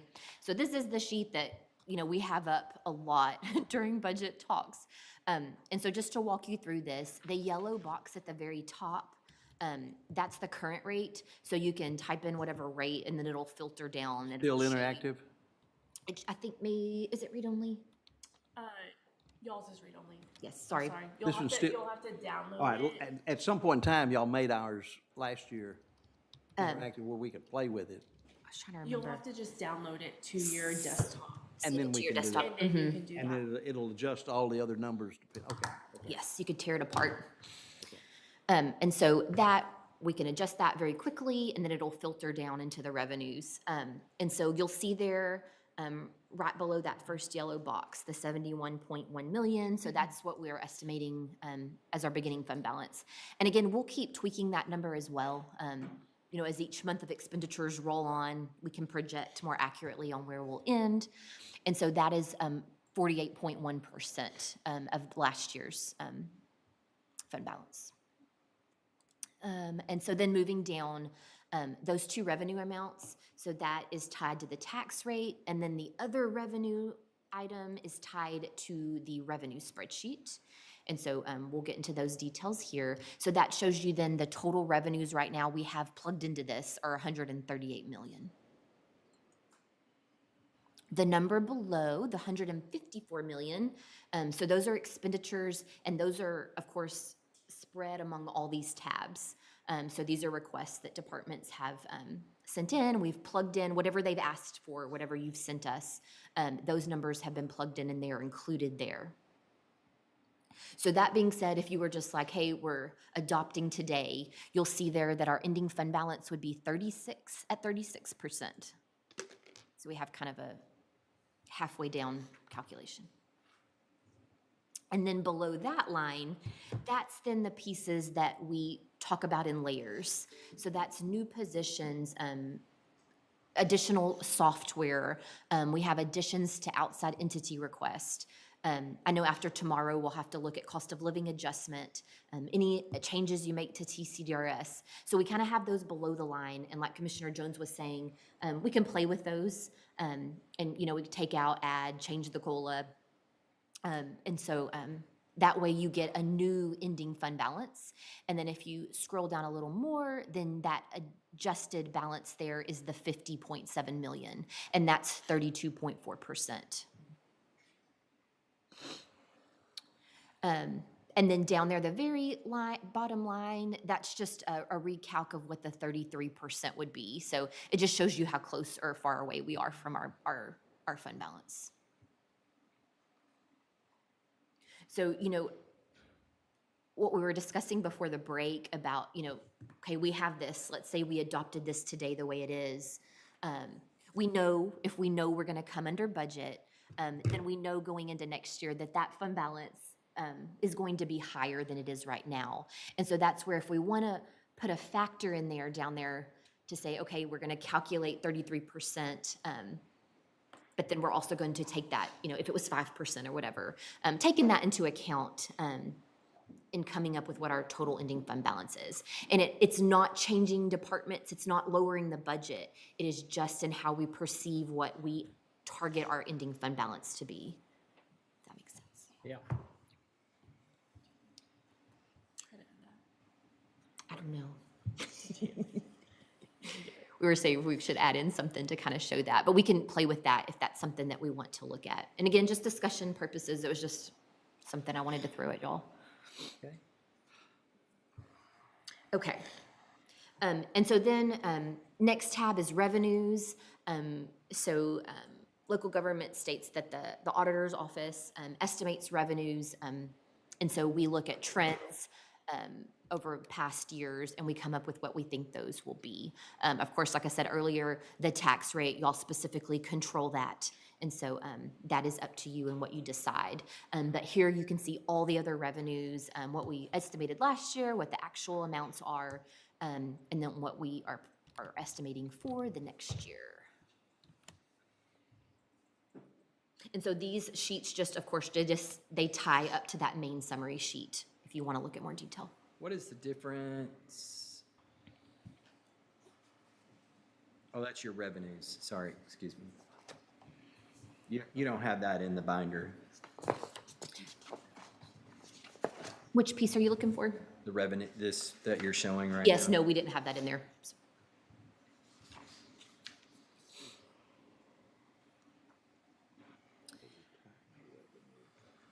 And so then the tabs following, just like usual, they're all the departments in general fund with a separate tab for personnel.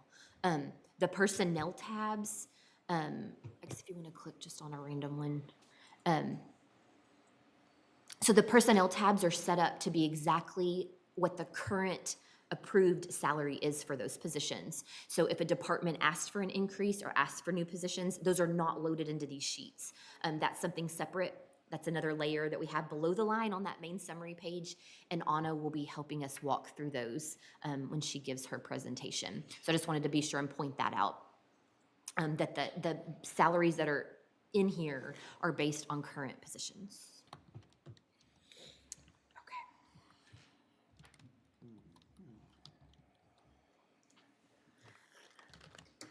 Okay, so I think I'm gonna start going through some hopefully things that we can check off today, if y'all are ready.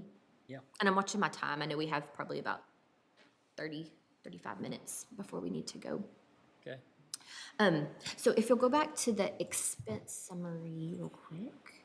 So this is printed out in your binder if you want to just look at it. I know it's kind of probably small to see, but Where is it? it is, I think it was under, thank you, general info. General info? Yes. Okay. So what we have done is we have color coded these green, yellow, and red or orange, whatever it is. So we've done this system for a while now, and I think it really is just a way to help us walk through it efficiently. I want to make sure it's clear that just because we have it highlighted red it's not a bad thing. It's just a way of us walking through it, and it's a signal that we might need the department to speak on it. You might want to hear from them, some of the bigger departments. So again, red's not bad. It's just how much discussion do we need to have on it? Who do we need to bring in? So I believe we can move through the green and yellow departments today.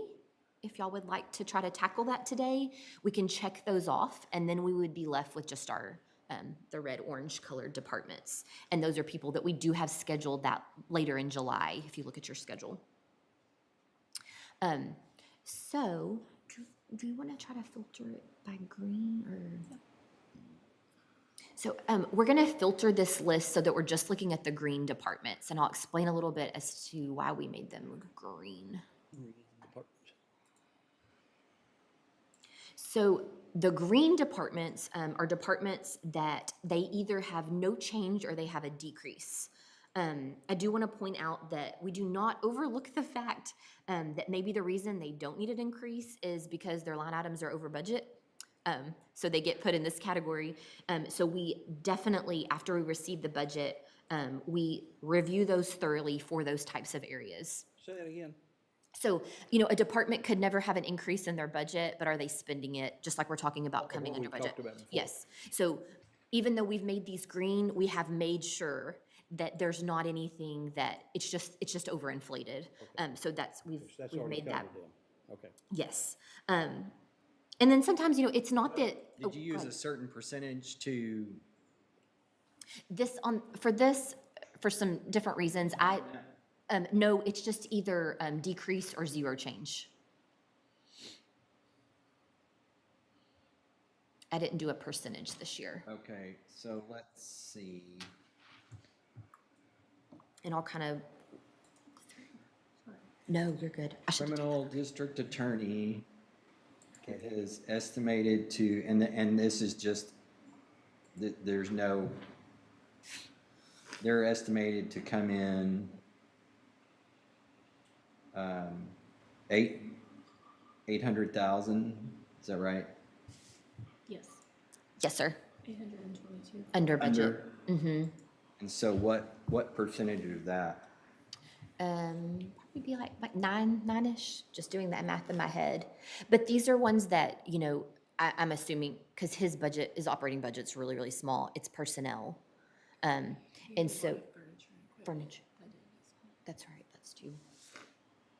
And so, even though they may not have spent money in personnel, we don't drop that, of course. That would be something we talked about during personnel. Okay, let's just look at those numbers that Lyman brought, Commissioner brought it up. His 24 projected expenditures are 6.7 million, let's say. And he's requested 7.54, which is a increase of 40,000. Decrease, Am I saying that right? 40,000? you're correct. Well, all right, what is the last number, the 822, That's 280? not- That's, Am I saying something wrong? So the decrease is what they requested, yeah, it's is it the Per- revised or the adopt? It's the adopted. Yes, Yeah. we always go back to the adopted. The adopted, oh, we go back to the adopted. You're Yes, going all sir. the way back to the adopted. Yes, Ah, Charge the, okay, that's what the decrease was. because it could have been revised a lot during the year, so we always go back to adopted. Even though that's not what was actually spent? No, Okay, but the projected expenditures is 6.7. correct. So where does that number reflect somewhere? So let's look at their detail department. So if we go to Department 0210,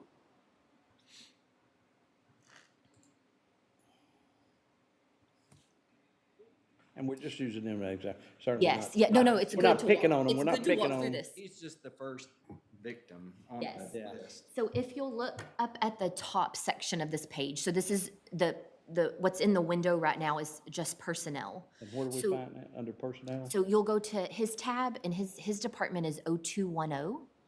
So then you have to scroll across. You can also use the little like hamburger.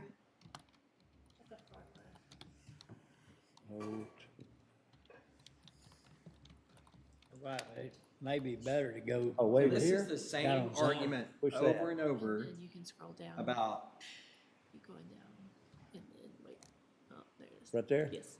And they should be in numerical order. Okay, okay.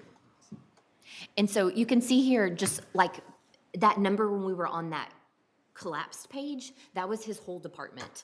So here you can really see where the amounts that are coming under budget, and you'll see there for that top part, salaries and benefits, you know, budgeted was 7.3, we're projecting 6.6. So that's the majority of it there, and that's because of vacancies. And so when we go through this, we'll work with that's an them. 11.5% increase over what 11.6% increase over what he's actually spending. Yes, but again, due to vacancies. So That one when- on the red list, in my opinion. when we go through it, That's not fair to the taxpayer. but when we go through it, we just can't cut positions. So we look at operating and we try to cut there. But as far as the position goes, that's something, you know, when Anna presents to y'all vacancy numbers, That's when we make. you need to address it then. But yes, that's, so, I'm trying to, I should have my glasses. But yes, so that's, you can, once you see those collapse numbers on that one main summary page, you can come back to the detail and you can see exactly where they're under. But I'm with you. Okay. And so as we go through these, if you want to, like Commissioner Jones was saying, we'll highlight that one. I know he'll be coming back in to speak on Yeah, I think capital, so we'll just start a list and get him in. You started out explaining the green. Yes. So let's try to stick on that, and then we can go, because these should have less discussion, and these others that are different colors are gonna have more discussion. And where were we? Well, I certainly think that if you're only projected to spend, you know, if your increase is over, if your request for 25 is over what you're projected to spend in 24, I mean, I would want an explanation.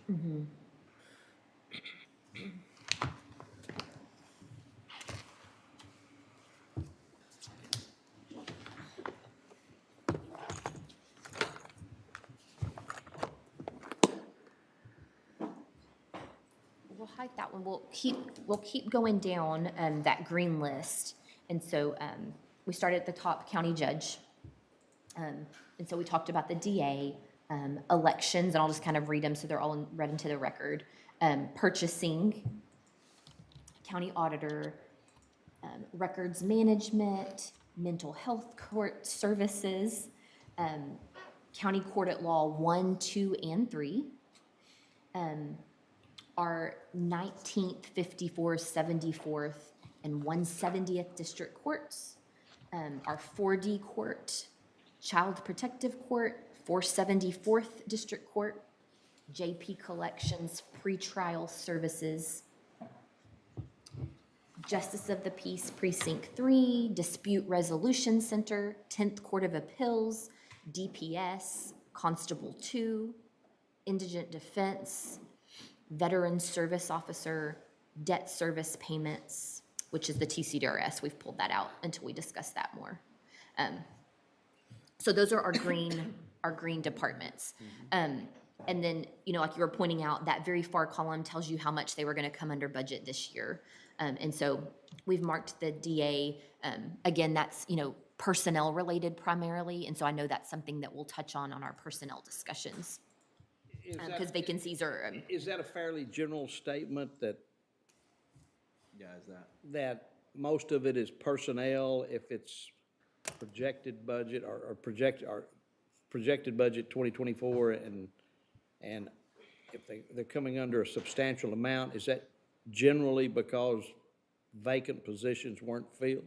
probably, yes. There's some, Well, that's there's a some. general statement. Generally. And so that's where, you know, I know, the number of vacancies, how long they've been vacant has been a very big discussion the last couple of years. And so we will get with that, get into that with We'll personnel. have that information. Yes. But if it was anything operating related, we are very, we work very closely with them that you need to bring this down. This doesn't make any sense. And sometimes there is an explanation for whatever reason, but we work with that operating, section of it, with the personnel. If you've approved a position, we put it in the budget, because you've allowed that position to be funded. So would we, knowing that we have gone through these and the personnel part, of course, we're coming back to, would y'all be good with marking off those green lists for now and coming, you know, to move forward? Well. And y'all can so, study it, too. I'm gonna go back and when I can get the spreadsheet up and running, Yes, sir. I'm gonna make my own column. And if there's a different way you want to look at it, let us know too, if you want us to So help you with that. that's my main issue. We can do it really quick. Is that if you're charging the taxpayers $7.5 million and you're only spending 6.7 million, why? And if it is personnel, fine, so be it. We can check it off, we can move on down the road, whatever. Or how long have those positions been open? Are you doing anything to openly go out and recruit for that position? Whatever. So. Yes, sir.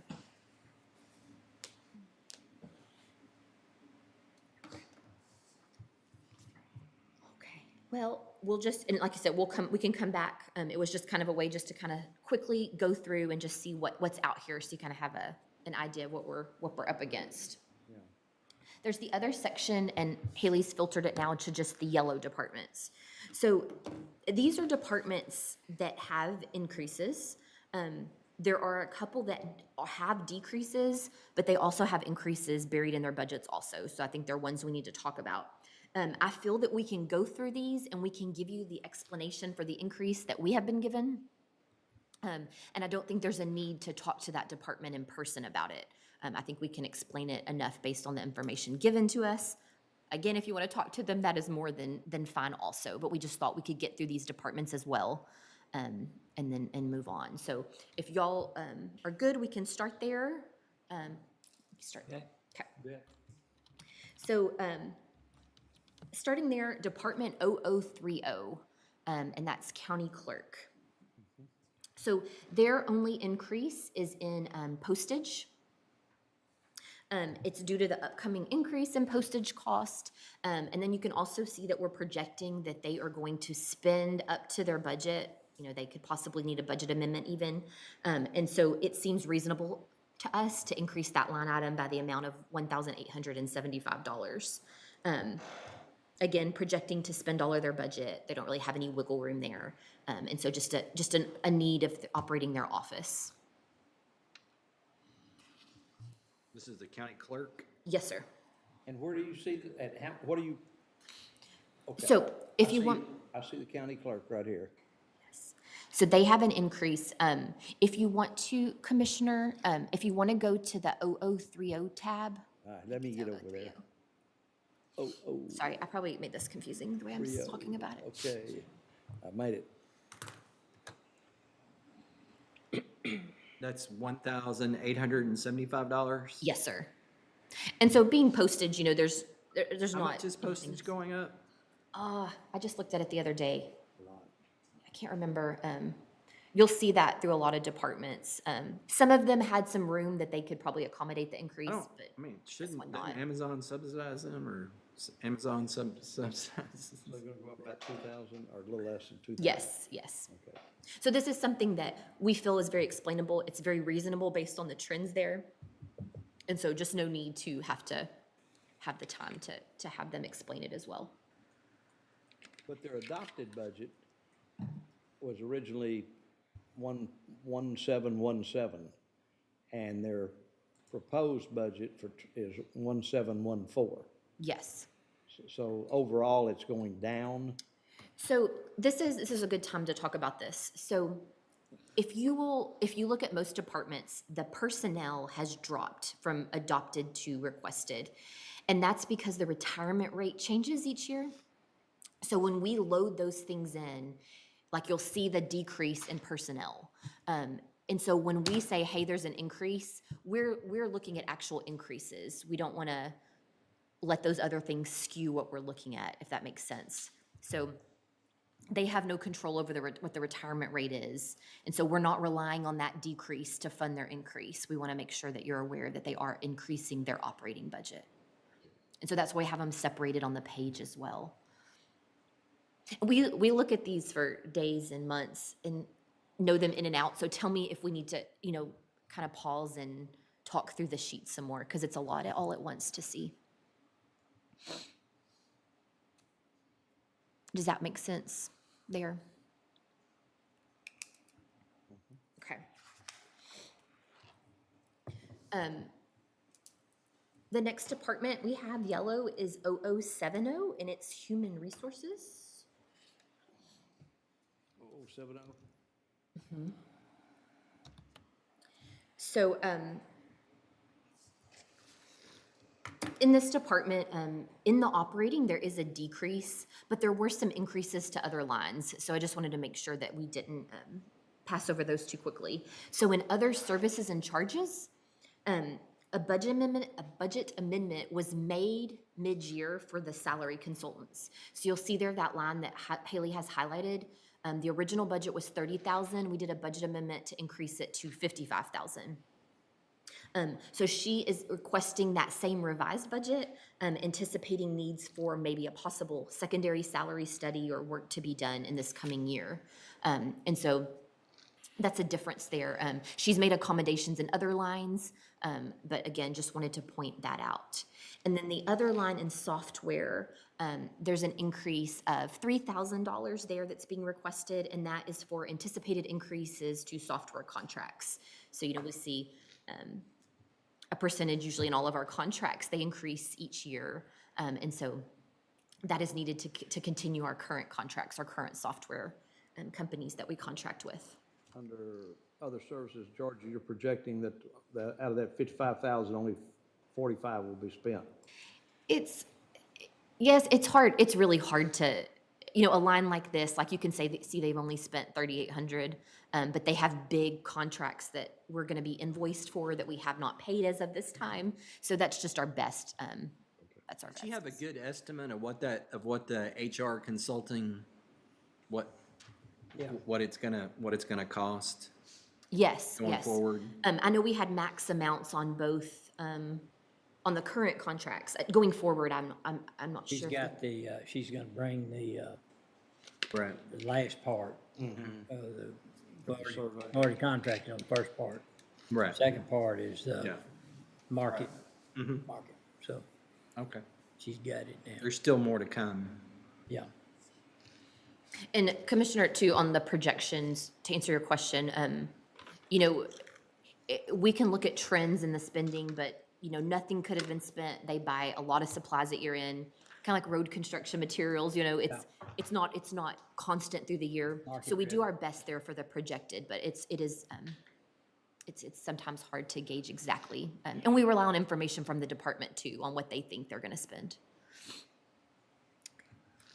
Okay, well, I'm gonna keep moving on from that one. Maintenance of buildings is Department 0110.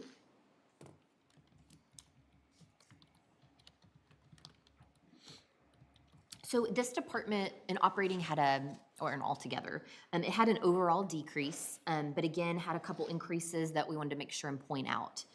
So there's a slight increase to supplies for $5,000. That's for increased cost.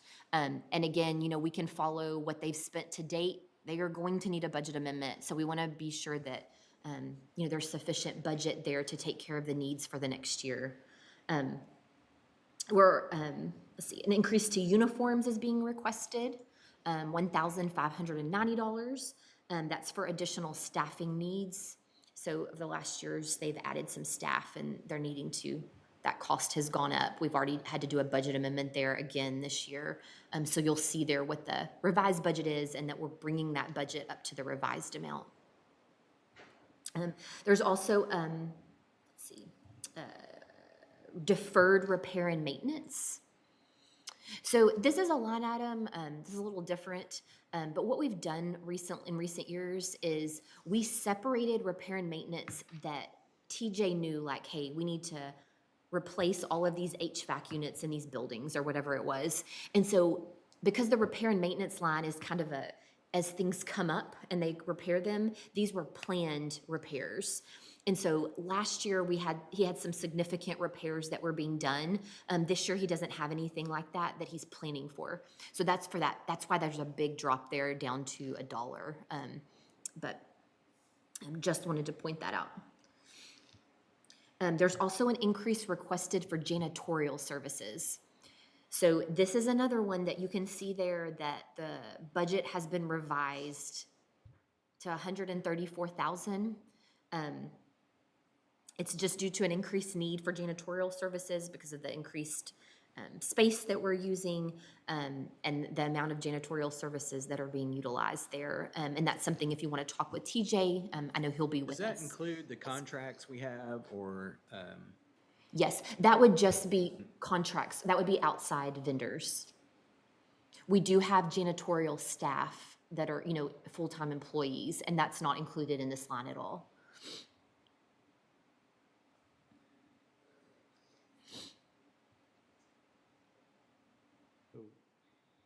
The repair and maintenance, itself is about 163,000 higher. And then we put a placeholder on repair and maintenance that comes up during the year that's unexpected. Is that what you're saying? For repair and maintenance, so, go to that main, so she has highlighted the, are you on your own sheet? Are you, okay. If on the, That's the deferred one that has. Yeah, the deferred one is the Yes. dollar placeholder yes, to cover anything that may come up during the year. What is the difference between regular repair and maintenance and deferred repair? and so maintenance? that's where, the repair and maintenance, can't really plan what it's all gonna break during the year, but when he knows, hey, we're gonna have to repair these HVAC systems, or, I don't know, all the things that, I think last year it was some fans. So you're not necessarily replacing the asset, you're, Just that getting you're fixing it? Just getting it back to its working What, condition. is there a dollar amount that is governed by or anything like that? No, the way the accounting standards read, it's just if you're getting it back to its useful life, you're not increasing its capacity or its use, then there really isn't a dollar threshold. It would be considered repair and maintenance. It wouldn't be something capital that we would depreciate. But when we started this deferred line, it was because if he already has those things planned, it just made sense to kind of put those in its own line, and that way the budget didn't eat into that. That was specifically for that project. So it was just to help him manage his budget and help us follow what was being spent. But again, you can see his repair and maintenance line stayed the same budget. It's just moving that deferred down. So, and that's a line that I know is really hard to budget for. And the scheduled is about 163,000 higher than repair and maintenance, the scheduled one. No, it's the same. So if you look at, Well, you're estimating we're gonna spend. then what's 160 been what projected, we're gonna- yes. it's And that about- again is just based on trends. You Right. could have, we could need a budget amendment before year end for all, for all Okay. we know. All right, All the older buildings, it's hard to predict what's. Trading gonna House happen. Lake Park, Yes. where is HOT in there? Where So we do keep the fairgrounds in their own department. We keep them? Yeah. Well, I mean, guess- it's all the same. It's just in a different department. but- Okay, I guess my question then would be, as we move to improve everything around Trading House, which belongs to the county also, do we need to have it separate with HOT as county properties that we're trying to, and have budgeted items for it, just like we do just like we do HOT? So they're both just separate lines. We can take this and move it out, but in the end, they're just lines in the general fund. So at one point, it was, I guess, it made sense to move HOT out, but again, it's a line that TJ manages. We could take that line and move it in his department. It's just where it's placed in the budget book. So it would be the same thing, it would just be a different department number. But they're being managed the same way. You can extract the information the same way. We used to have a trading house department too, We do or we separate. don't? We used to. We used to? And so when it became got taken over by maintenance of buildings, it just made more sense just to have a line here. It was less cumbersome. You didn't, the less departments we have, makes sense, the better. He gives, that, my only concern about it is the fact that we will be applying for grants that are generally 50-50 match. Is 30 gonna be enough for that? If we do the first project, let's just say is $200,000 and we have to put 100 in it, I don't know. But that's something we can talk to. And if they are capital projects and not just, things, to Yeah, add a picnic table or something like that, then it would be over in permanent improvement. yeah, permanent It would just improvement. depend on You're what it right. was. That's right, I remember that now. Okay, then we're probably good. Well, I know that, it seems to me that the goal of this court, and certainly I think it's a admirable goal, is to make Trading House a great destination for activities and for not only primarily for our citizens and everything like that. So I want us to consider, I'm not saying putting it up there on the level with Heart of Texas because it's not there yet, but maybe one of these days it will be. We just need to devote our attention to making it something really good for our, I agree completely, and I think it deserves its own department. So that if somebody wants to know how much we spent on it, we can easily point them to that instead of having to,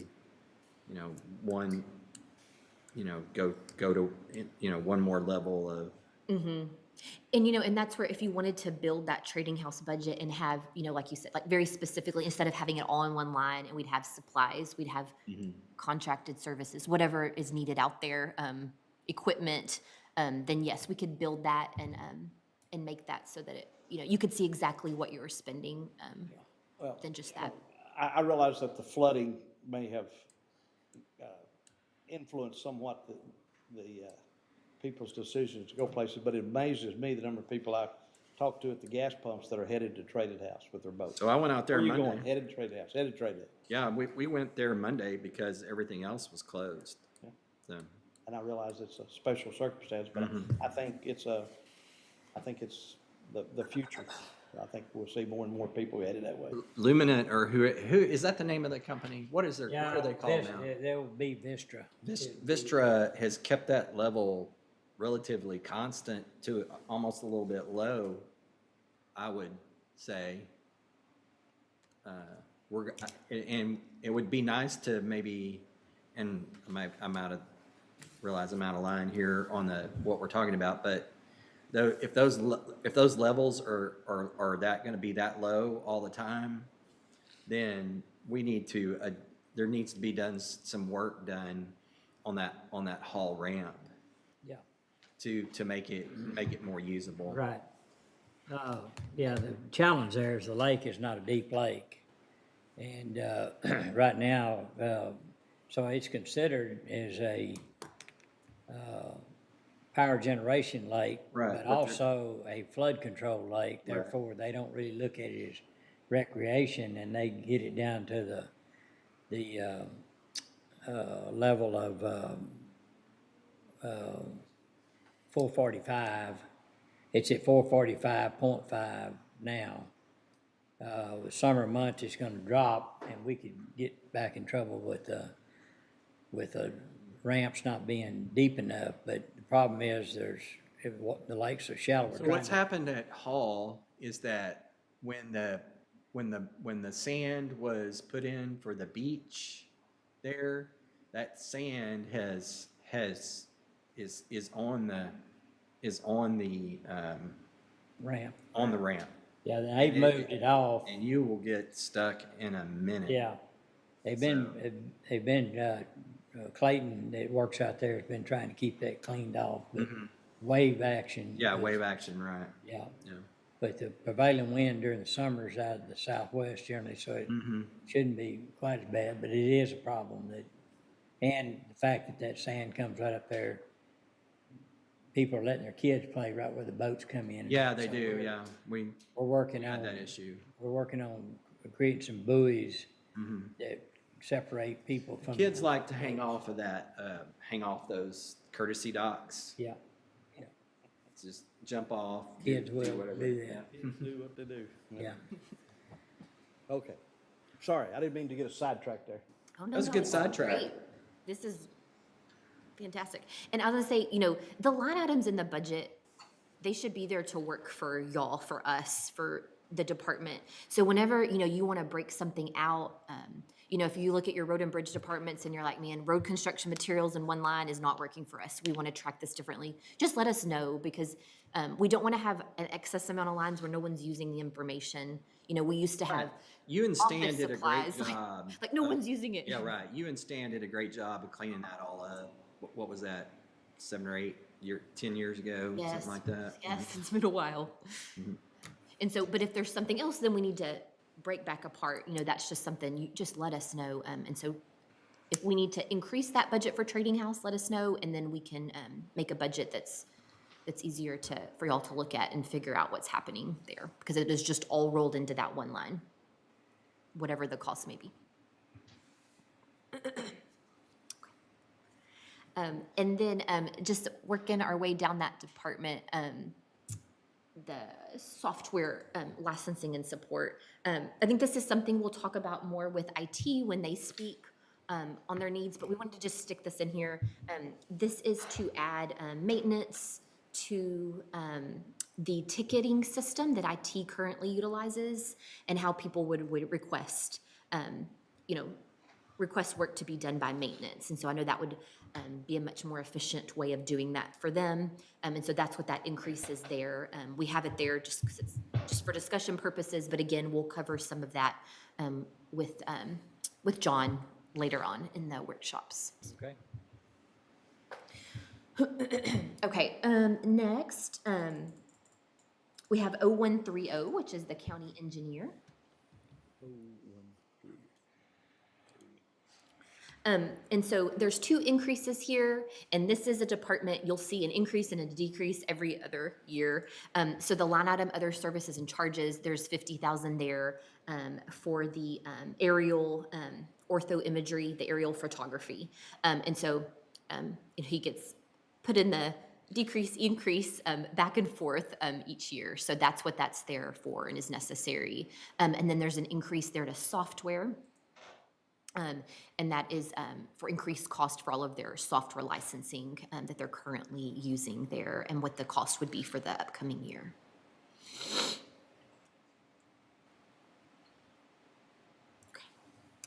Okay. The next department is Department 0580, and this is the county treasurer. The only increase in his department is for professional development. He's increasing or requesting an increase to professional development of a little over $4,000.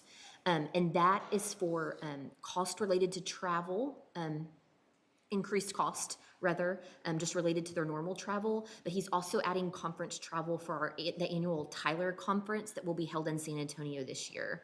You know, we've invested in great software, and so we need to continue to invest in our employees. This is my 2 cents, in training them and keeping them up to date on those softwares so that we're getting the most bang for our buck out of them.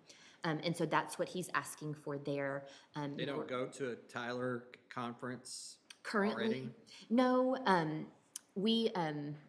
the county currently gets a few passes, and our office has used that. We try to get other offices to join in, but sometimes it's just budget. It's usually out of state, so it's hard. But this next year it is in Texas. Yeah. We're going to a lot of Tyler products. It's great information that's provided at those conferences. But again, investing in software, I just really feel like we have to invest in keeping employees up to date as well. Just, again, this isn't my department, but just my 2 And cents. John, I know John will address that when he comes up. My question would be, with the amount of money that we've invested with Tyler or plan to invest, and maintenance contracts we have with them, would it behoove us to ask them what it would cost to have on-site training versus the cost of sending people places? Great idea. So when you go to these Great. conferences, it's literally thousands of classes. So you have and you see what's out there, what's new ways you can I understand utilize that, the software. but- So it's not just training them how to use it. It's just what is it capable of? How can you make it? They can't come and tell us that here? John, do you have a question, comment on that? I heard Yeah, I don't want to put a spoiler in yet, but as part of this future request is going to be what's called a CSC, which is a customer service person, who would be here on site every month to do those, and there would be a person who is dedicated to our account, who can help us with everything from fixing it to adding features to training users. Yes, that is part of the request that is coming. Okay. And this would be specifically, the treasurer's office works with Tyler Munis, the financial part, and so that's also, kind of separated from all of the case management. When you throw in, Records when you start management. throwing in travel and overnight expenses and everything else, you could pay for a consultant to be on site. And every other year, the conference is in Texas. I think that's Yes. their standard. Yes. So it would make sense every other year, maybe to send more people than send them out of state. Far more expensive. This is Ken, if I might just add that a lot of what you learn is from people asking their questions that helps you with some of your problems. Yes. Yeah, understand. there's probably close to, like, when we went this last year, there's probably like close to, they said 6,000 attendees from all over the United States, if not probably worldwide, yeah. Where is it? It's in San Antonio. One of the few places that can handle it. Okay. Okay, I know we're kind of at a stopping point there, and I know we need to, I know there's a lunch meeting. Yes. Okay? That's a- I was gonna say, so I was gonna go through, my plan today, we got through quicker than I thought, through a lot, and I thought we've had some really good discussion. I was just gonna go through some more of the yellow departments. Okay. Instead of, if y'all don't wanna come back after lunch, you know, just for a short time, we could just see if we have time to do that tomorrow. That might be a lofty goal.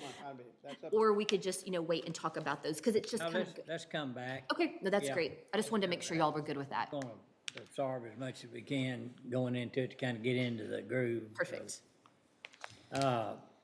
So, my plan would be to try to get back here and get started by 1:15. Because there's only 3 of us here, if I'm not back, we can't start before then. Good point. And, so Well, since we're a little ahead of schedule, do you want to put it off to 1:30? that would be fine if That that's all right works with great y'all. for us.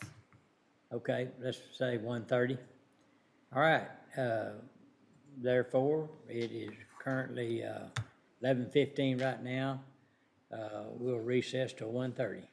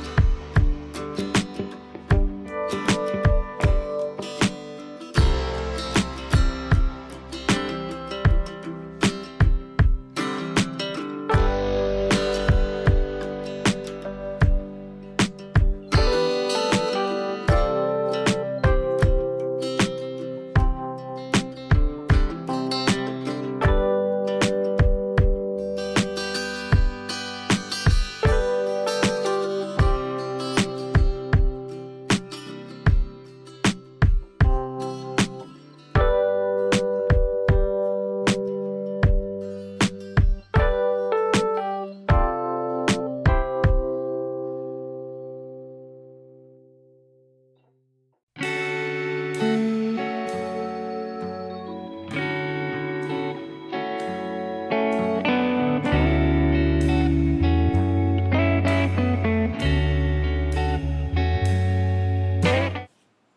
about to close out.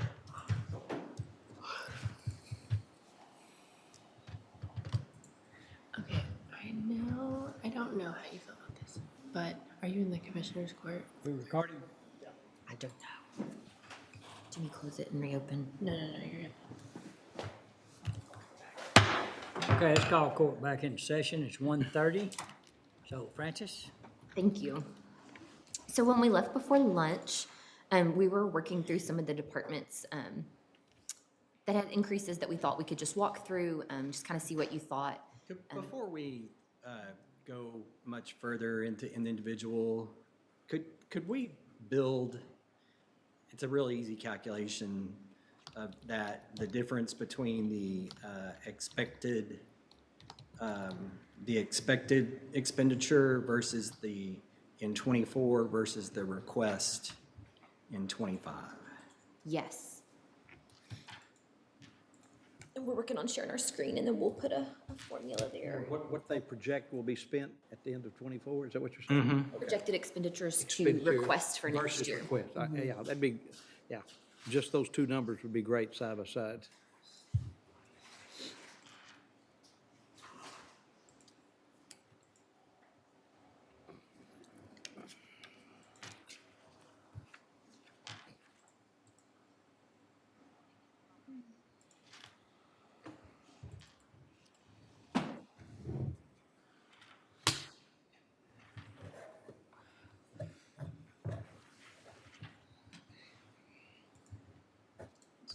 I'm just gonna do this.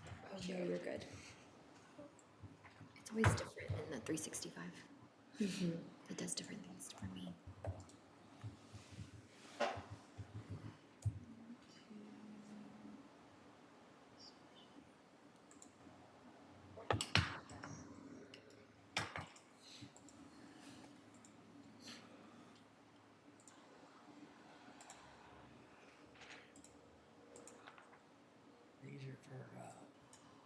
These are for long view, Oh, yeah.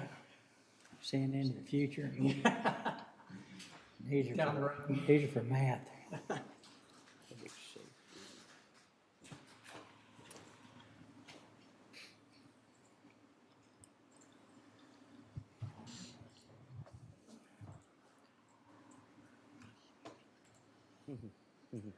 Goodness gracious me. So we're back in that general fund sheet, and Haley just added a column in. Is that column in? Column in, and so like Commissioner Jones was asking, that's the difference in the projected for '24 for the whole year compared to their request. Haley, I think you did that backwards. I might have, I was just seeing it. So I did, Man, my eyes are bad.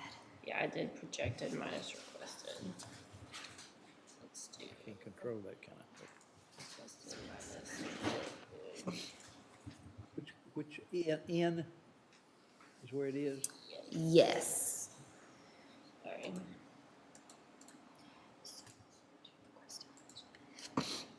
There you go.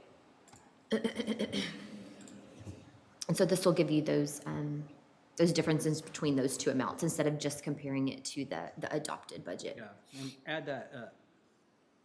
The total, Oh. the total of the column. Go to the bottom and add it up.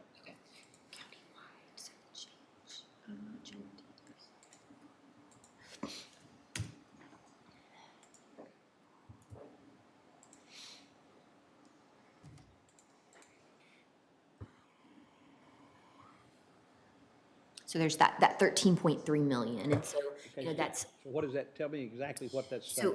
so that would be that if you took what everyone is requesting for next year and you compared it to what we're currently projecting for the current year, that would be the difference, To actually spend. to budget. Actual spend budget. versus Spend versus request for next year. next year. Yes, yes. And so then, you know, those numbers we've been looking at, it's the sum of the amount we project they'll come under budget plus the increase over the budget, which is, you know, we've been looking at that 10 million and the 3 million. So compiling it to come up with that 13. And on that note, we were talking over lunch, in your notebook and what we've been calling that budget binder that has all the historical information, there's 3 or 4 sheets, and they compare what all the departments have come under budget or over budget, for like the last years. And then they're sorted by, amount, biggest to smallest. What So- tab is that under? So that's in your notebook, it says budget binder on the tab.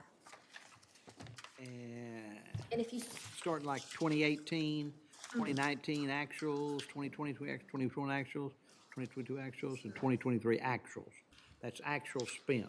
yes. What they And then actually- if you flip that page where you're at, then you start getting into there's total over, under compared to adopted budget. So that's actually looking at what they came in over or under budget for all of those years, 2018 to 2023. And then they're sorted by amount highest to lowest. And that's with personnel. Yes, that's everything. And does this incorporate the personnel? Yes. This incorporates personnel Yes. also too? Yes. Okay. And that's where, we can, That's fine. If I y'all mean, would rather have things, yeah. No, that's fine. I just, we always, it's hard to put it all on the Right. screen, so we try to think of the most, but it's easy to take it apart and put it in a different way, if y'all would rather see it different ways, you just let us know. I just find that $13.3 million amount kind of concerning. That's, It's always kind of bothered me. I guess that's why I made some of the statements I made this morning. How would that translate on the pennies on current tax rate? Oh, wow, so what's our, is our,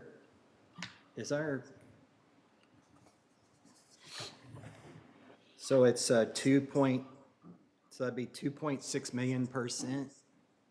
1 cent? Yes, roughly, Yeah. yeah. 2.8 million. 2.8, 2.8 8 million. and 13? so that's 5 cents. 5, yeah.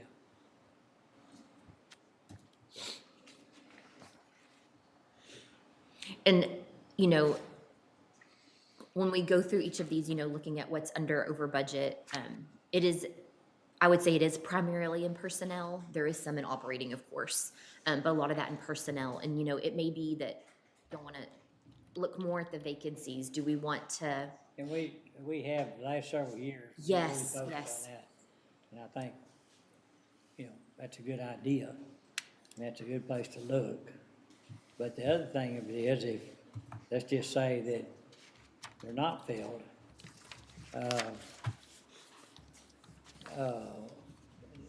we still have final judgment in regards to utilizing that funds for other expenses. correct? Now, I think the point you were making is that, we're taxing for that amount.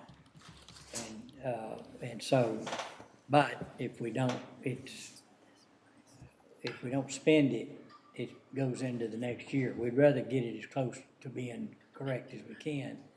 But, having a 5% variance, let's say, as a general policy, that's the number we're gonna use on carryover. Unfunded part of the budget is a way to handle that, and so we generally absorb that excess into it keeps us from spending that much more money the next year. Or it's funding part of the next year's budget. And, any asset that we have in the account belongs to the taxpayer too, so. But I agree with you that we ought to know that number. And talking about personnel specifically, I know we've thrown around and we've seen other entities do this, where, we have 1,100 roughly full-time positions. We will never be 100% full with that many positions. Right. So do you budget, we budget for 100% of the positions filled, 100% of the year, 100%, Social Security and Medicare and all that. Because, you know, you've allowed the elected officials, of course, to fill those positions, but maybe we implement some sort of vacancy factor, so, you know, we don't What's the actually. history, what's the 95. history of the? Yeah. What is the history of the vacancy? How long has it been vacant? You know? And I know that's, HR's working on having something to right. prepare for this. But, you know, if you say, hey, you as a department head, you have 10 positions, you know, 50,000 apiece, so you have a $500,000 budget. Your budget stays the same. It's just that somewhere in a lump sum, we've backed off some sort of like a vacancy factor. And so you may spend your whole 500, he may only spend 450, you know, and so then somewhere, you know, that way we're not budgeting for. Like a 10% vacancy. Yeah, 9 of the 10 are gonna get, Big Yeah. factor in 10% Yeah, vacancy. and it's hard to tell what departments those will be in, so if we somehow incorporated that into this is what we're budgeting for it, but we're not gonna include it in our tax rate calculation. Just throwing out, you know, different scenarios. Those are different. Those are Now that I good know points. where Those are y'all's good minds are, over the next couple weeks, we can put together some scenarios and bring them back to y'all and Okay. talk through it more, those are good but points. please keep, you know, shooting out ideas to us as well. Okay. But yeah, I like that, you know, looking at that and looking at those amount under budget plus the increase, which getting to that 13 million, that's an eye-opening number there. So like 3 million. So that's columns that you just added. What, you added column N? Is that the only one you added, or which one? So it's 3 million every year. yeah. Under budget every year. Or M and N? plus, M, no, yeah, N. You added column. N. Haley was looking at one of these charts that we have in that budget binder, and over the last 7 years, our average amount under budget just for salaries, this does not include benefits and taxes, is right over 3 million. So that's on average what we're coming under budget each year, just on the salary amount on that full-time employee amount. Historically. what percentage? What page? Sorry, there's no page numbers on the binder. That's my bad. No, it's fine. Recommend that's something we change. If you flip to the eighth page, it's a chart and it says, base salary budget to actual. Where is that? Under the, No, it's under here. keep going? No, sorry, just it's Oh, in here. Just keep looking. Okay, salary and fringe. It says what? Base salary budget Budget to to actual. actual. And it's charts. It's under a Yes. salary. bar chart, vertical bar chart. So it shows okay. just salaries, and that is just the salary amount. The bar being what we said is the budget, and then that line being the actual. So, again, that's fluctuated some, but looks like over the last 3 or 4 years, it's been pretty Average consistent. 6% on the budget per year. So in 2023, we were actually under, in 2022, we were under 5.3. And then in 2022, 5.3, 2023, 5. Yes, Yes. yes. So in 21, we kind of tackled it, and then it continued to To it grow. reverted in 22 and 23. Yes.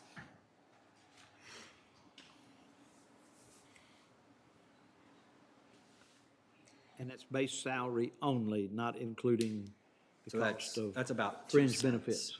That's about 2 cents of tax. So those numbers that I'm sorry, Commissioner Jones was reading, those included the fringes and benefits. They did? That chart you were looking at is just This one right here. the salaries. Yes, sir. Oh, okay. So, again, just different ways you can look at it.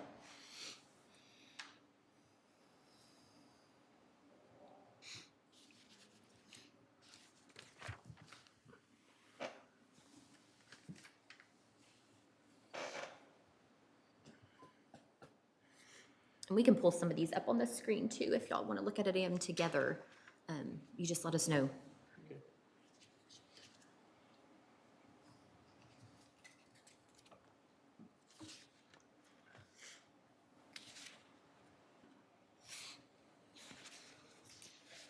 Because you budget, when we publish the budget, all the fringes and benefits are in the budget. Yes. Yes. Everything's gonna cost the county. Social Security, our contributions, everything. Because the way the budget rule, the laws read, it's, you know, you give an official this number of positions at this salary in your, you know, so that's where that has come from. But again, we could look at that in different ways and budget differently. Judge, tell me if there's one you want to, we could pull up if there's one you were. Okay, Doing a little hand math here.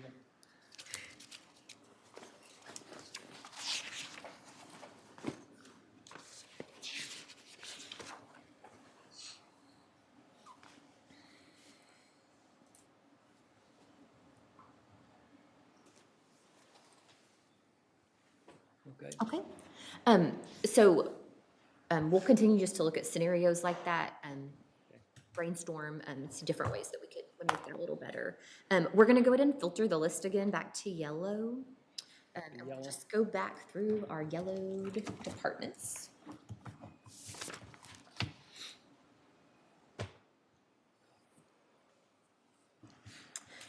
So we had made it down to the tax office. I'm gonna skip over those right now.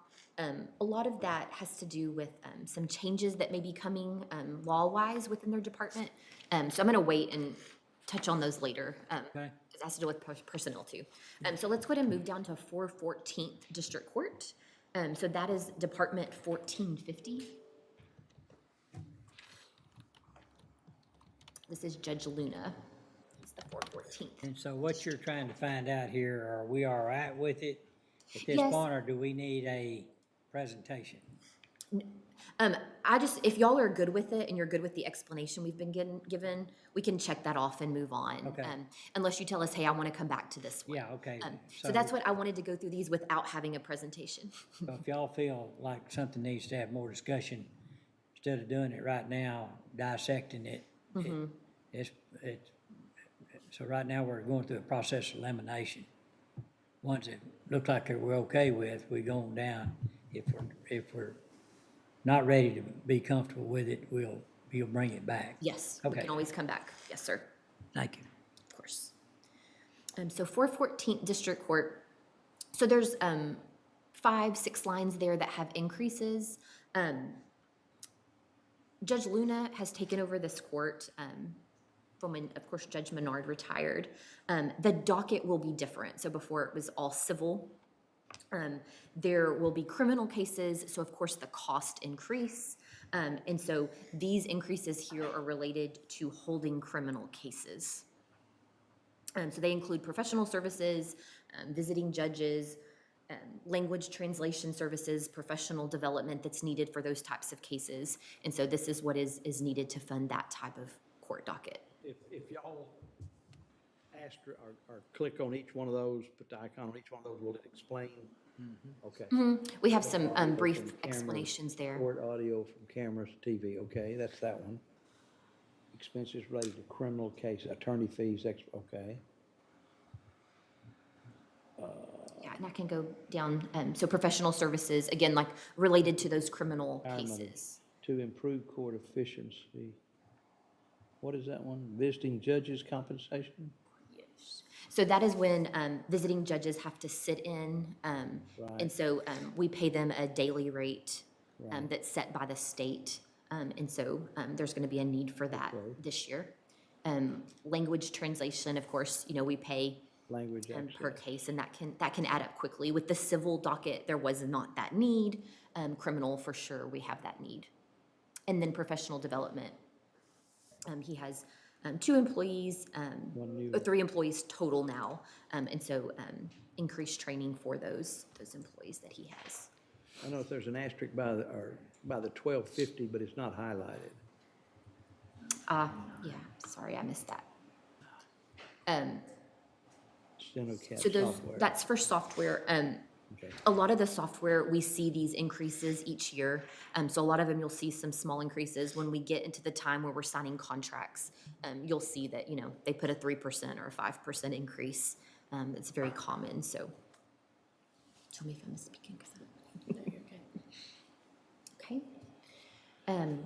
So our next department is Department 1455. This is specialty courts.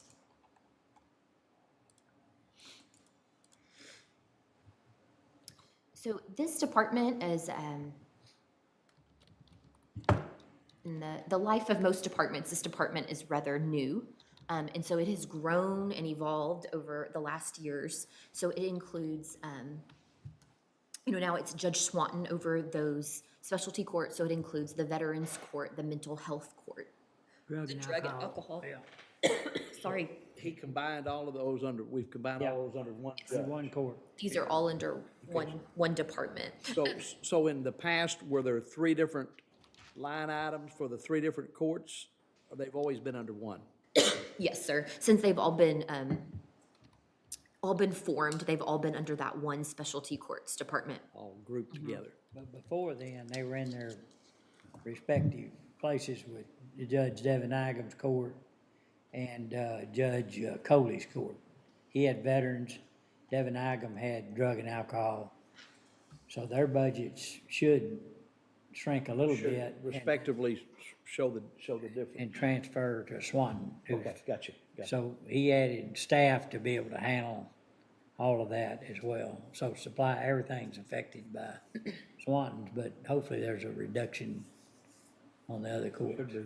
And, these courts, they're very highly intricately intertwined, and that's why we do not have those broken up into separate courts. Setting it up. These specialty courts too, just like Amy Lowry was here earlier today, there's a lot of grant activity. There's special revenue funds that Setting are attributable to expectations. these, and then of course, general fund. So it can get a little bit complex. The increases here are due to the fact that the grant for the MHMAC, the Mental Health Managed Assigned Council, that grant has dwindled to where now all the costs are 100% going to be on general fund. So much needed department, but costs have slowly, again, transitioned over here to general fund. So definitely gonna see that increase now here in expenses. So you'll see an increase in supplies, an increase in software, and then an increase in professional development. That increase in professional development is due to an increase in staffing for that office recently. And for, there's a need for increased employee development per the office for this type of court docket that they're working with.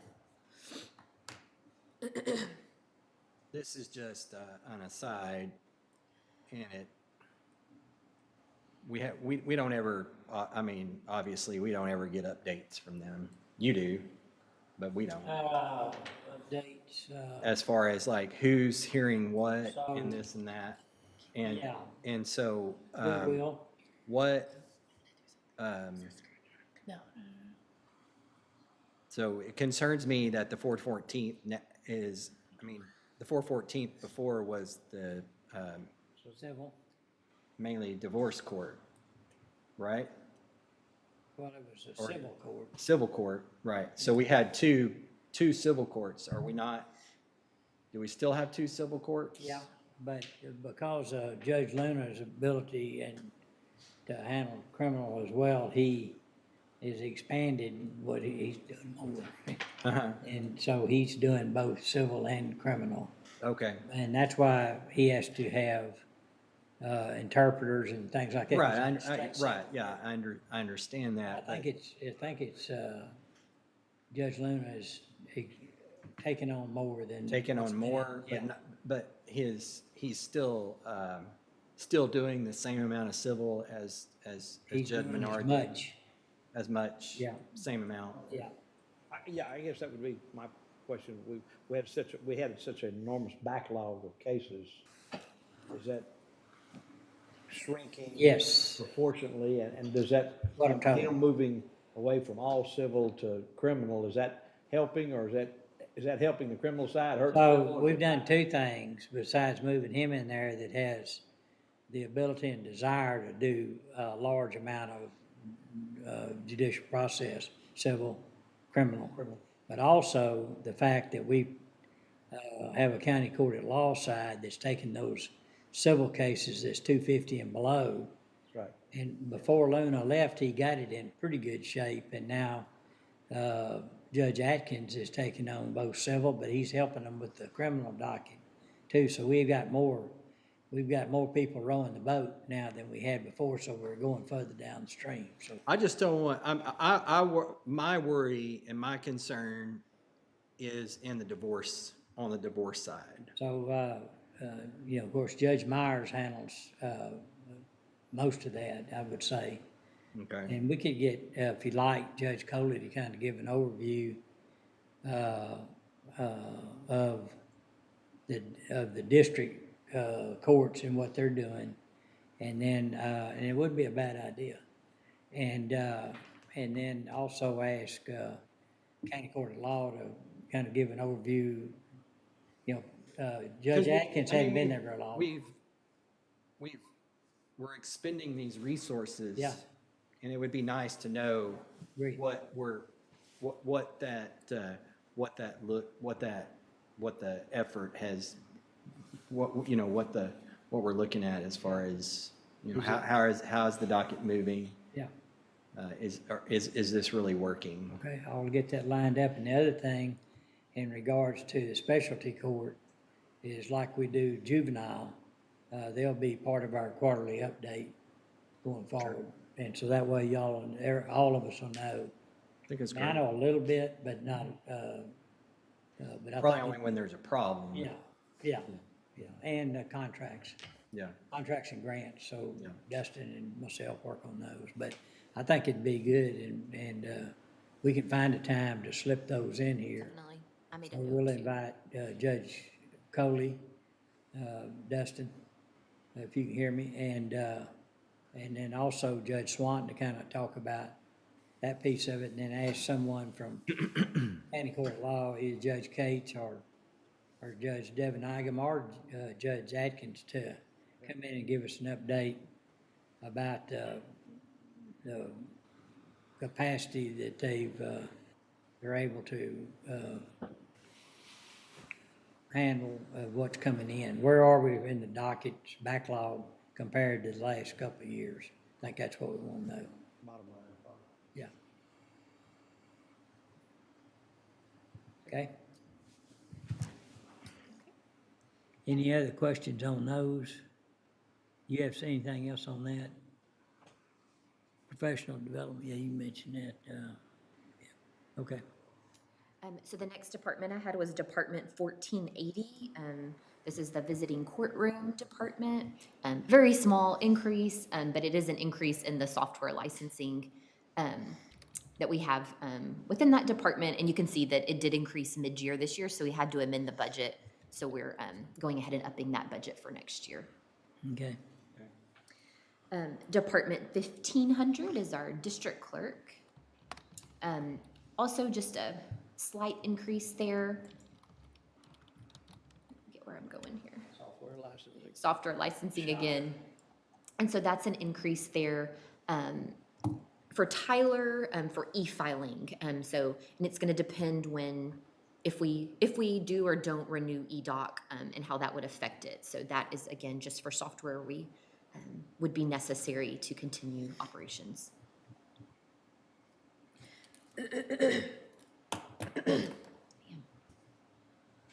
Next, I have JP11. Judge Hensley.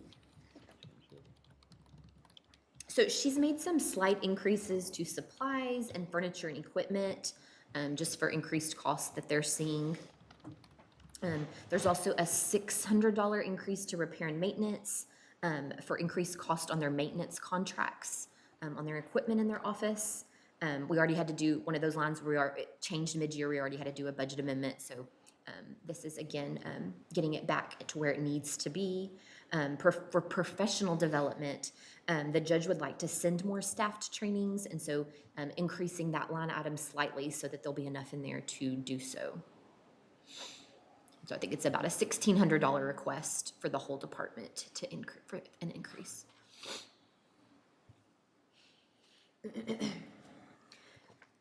JP2, this is Department 1621. JP 1.2 or 2, what do you say? Just JP two. Just two? Yes, sir. Judge Lee.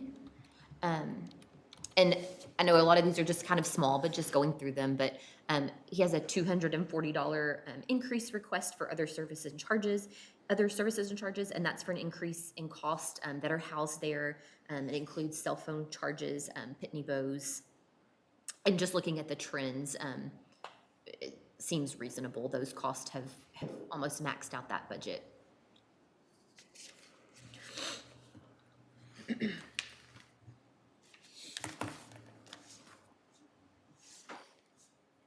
Department 1641, this is JP4, Judge Richardson.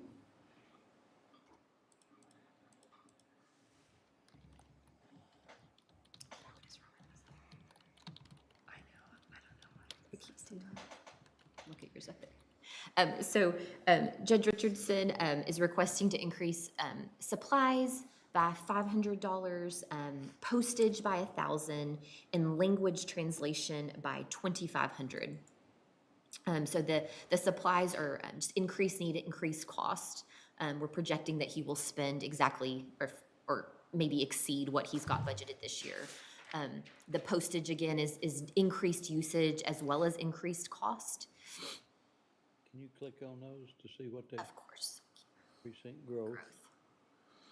And So, yeah, that's a good question. What does that mean? so there's no history of past expense that justifies other than precinct growth. And that's, they. on could postage? very- Yes, sir. So Okay. they very well could need a budget amendment this year on there. It's hard to tell right now. On the postage? Okay. And what was the language translation general? What is the, So language translation, this is primarily for when he magistrates at the jail. And so those language translation costs, we never have enough in this department for that. We have to continuously do budget amendments, especially at year end for that line. So, what does that mean? Currently have 2,000 budgeted in 151. so there is a special revenue fund that's the language translation service fund, something like that. Anyway, there's a special revenue fund that goes specifically in there for language translation charges. So we always eat that up first, and then we have to come here. So he has a request here for 4,500. There's also an additional 2,000 in the special revenue fund, and he will spend both of those completely up. I can imagine. But as Everyone of has 5/31, he hadn't spent anything. We haven't switched over to using this fund yet, to general fund. So we haven't used up the, And it depends on what's available in that fund as far as fund balance too. So we could have a higher fund balance. We were able to utilize more this year. When we get to special revenue funds, we'll talk through that one. But we may have So, emptied it. My worry is that they get this and they're, at the end of the year, it's sitting there and they go and they can't spend it on anything other than that without this without, right. court approval. But, there's lots of little things that Yeah. kind of, Yeah. We'll see that that tomorrow. we don't even, Ask him, what if we just get him a Rosetta Stone app and he can learn how to speak We'll Spanish? send them a message on that.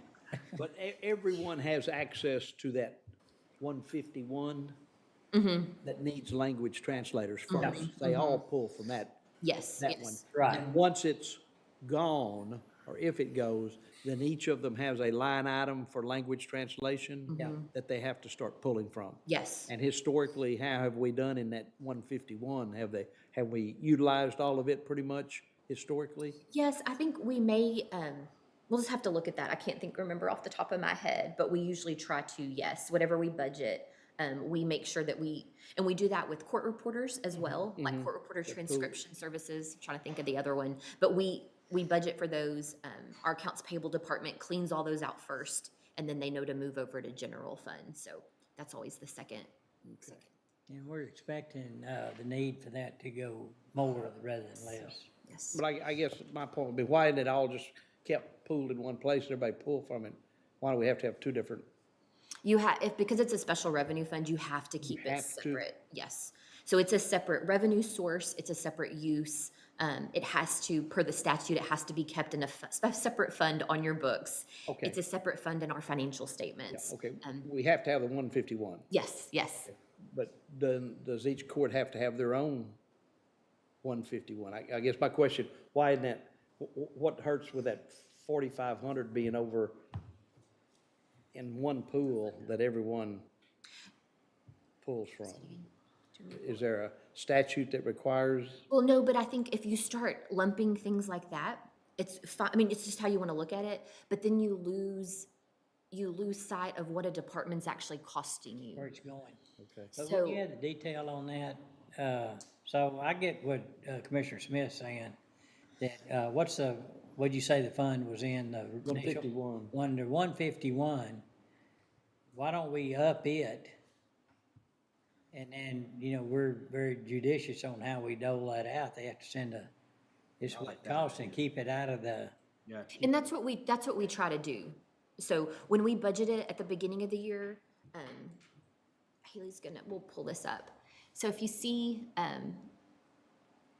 so these are all the departments that utilize it. So there's a department for each. We budget an amount based on what they've used it historically. And then as it gets down to zero, we'll move from contingencies. We just try to clean it up as much as possible. You can see there's not a large amount there, and we spend a lot on language translation at our county. So we get as much as we can out of this until we move over to general fund. And you'll see, like looking at Judge Richardson's department, we haven't, like Commissioner Jones was saying, we've spent zero there so far. We haven't moved We're over yet. sitting right now with about $20,000 left in that fund. If we've spent 25,555 and we budgeted 44,177, we're sitting somewhere around 20,000 left for the last few months. And I see what the judge is saying. Why don't we just increase that and do away with it out of each of those individual court? We can increase it, but only up to the fund balance. Yeah, this is revenue that comes, this is a different revenue stream, right? Scroll up a little. Okay. So if you look up here, the estimated revenues, we're only estimating to get about $31,000 in revenue in this fund. So it builds a fund balance in some years. It gets added with that We revenue. want to max that fund balance out as much as we can. Oh, yes, yes. In past It's not years, like we're though, building it's and been building with utilized it in or different anything like ways, that. so, So you zero that out and then go into the individual? yes, yes. that's why you do it. Yes. Okay, Sorry, I didn't mean to Well, that confusing. we were assuming. so. that's based on revenue, that particular fund. Yes. Okay. And it's just, the state comes in and says, where's your language access? Where's your language access fee going that all these departments collect? We have to show them this. It's kept separate, what we used it for. So we keep all that housed here in this separate fund. Okay. Makes sense. Before we move forward, Yes, sir. is it the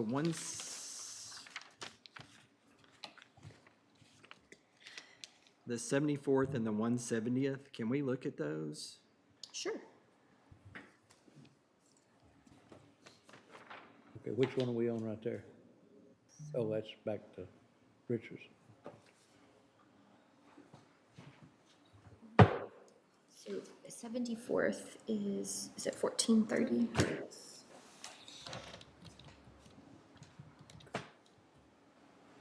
Okay, what are we looking at right there now? Which court? 74th 74th, okay. is what he was asking for. It's going from 360 to 430? So the operating, yes, So is there some new personnel in there? Yeah, so there's a, so there's a pro se coordinator, and so we've moved that, the court decided to move that mid-year last year, but we had already set the budget. So that's why you'll see that difference there in the personnel. And so, since Judge Coley's administrative. We moved it from where? judge, it was in the 170th. So 170th will show a reduction then? Yes. yeah, it Same. does. It does. It does. I'm good. So yeah, just moving it from Thank you. department. Of course. I should have pointed that out already. So all of these expenditures at the bottom include any current personnel and requested personnel? No, just current. Just current? Yes. Okay. So this sheet is if the operating is what we're, going through these increases. The personnel is whatever positions we have uploaded in payroll right now, what that would cost That's right. currently. Yes, sir. All right, thank you. Of course. It's a lot to take in. You probably told me that this morning. No, keep asking. All right. So, I think 1651 is where we were for JP5, Judge Miramontes. 51.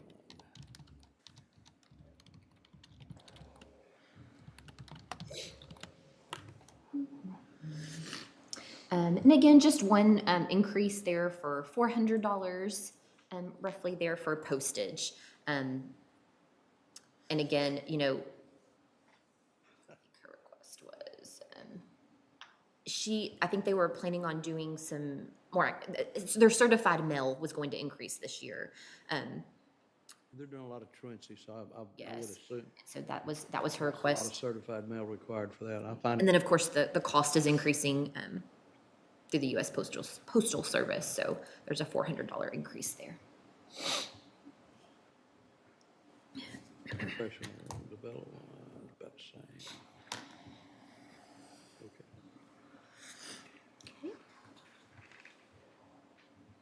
Okay. Department 1710, this is our jury service department. And no really request for increase here, it's just a necessary increase. So if you remember the beginning of last fiscal year, the daily rates for jurors increased by the state, and so that was adopted. We didn't know exactly where we would land, so we didn't increase the budget enough, and so this year we are needing to increase, we're recommending we increase that to $345,000. So it's about a $105,000 increase. But however, I do want to point out that we do get a state reimbursement for jurors. And so, 100%? no, not quite, but close. Just, I think it depends. I know John Gimble could probably speak on that a little more, that portion of it. But the reimbursement revenue, we're estimating to increase about 100,000. And so, so those are kind of offset. You'll see an increase in revenue and an increase here, but And that'll show up in revenue? yes. Yes. There's not much we can do about that one.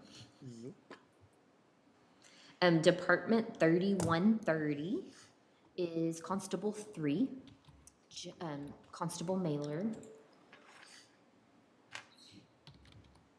And he is requesting $840 to his travel reimbursement line. This is, of course, like a direct reimbursement based on the actual miles that he's driving, and we, of course, multiply it by the IRS rate approved each year. And so this increase is due to the increased mileage that he is driving as well. So we just think based on history, this is reasonable.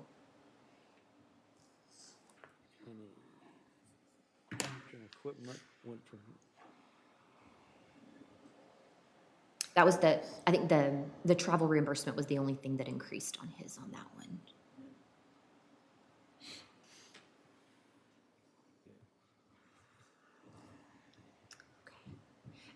The next department I wanted to cover was Department 6730. And this is our Heart of Texas Fairgrounds Repair and Maintenance. This is the one we were talking about earlier today.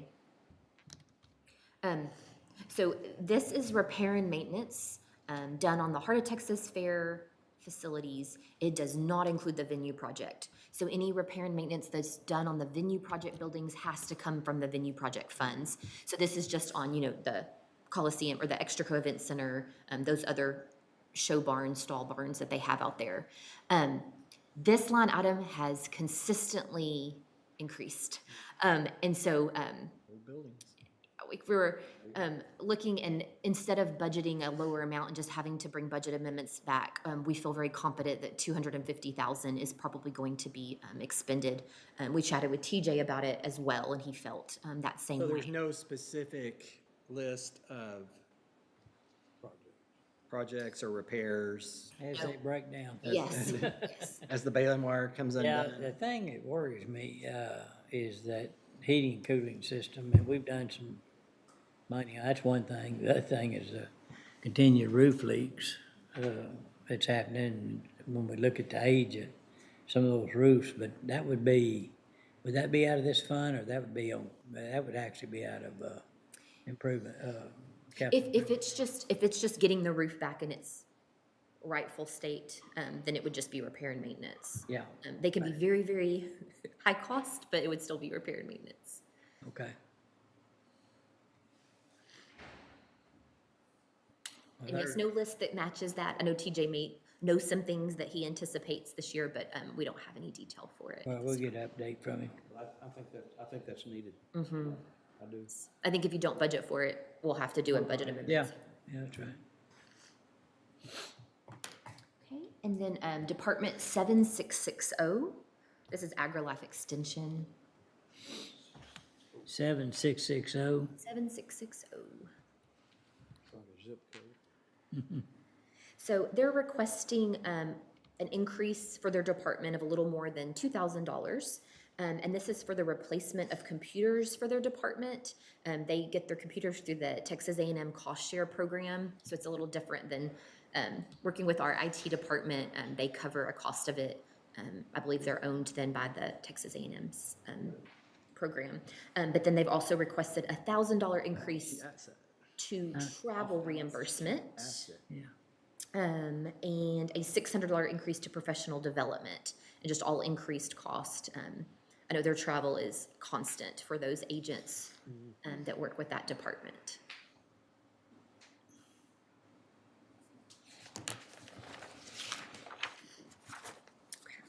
So that gets us through all of the departments that we had marked as green or yellow. Again, we just, not good or bad, just we thought we could walk through them without having a presentation by department. Is there anyone we held out? The DA, Yeah. we want to talk to them, and I believe that was all. I think we made a couple notes that we'll check in on some stuff, but I think that was the main one that we wanted to bring back. And he was already going to come back for other reasons, so we'll get him to speak with us on that. So what that does is it leaves us on our list, these that are marked red, and so we've already got most of those all scheduled out for that week of the 22nd.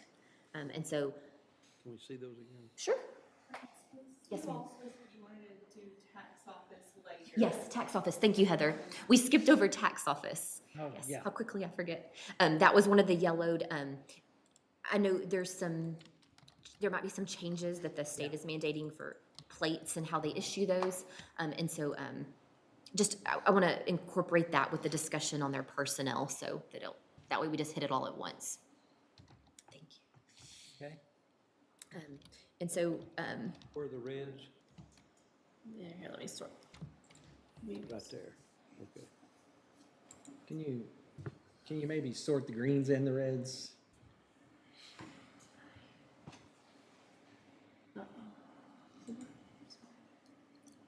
And these are presentations. yes.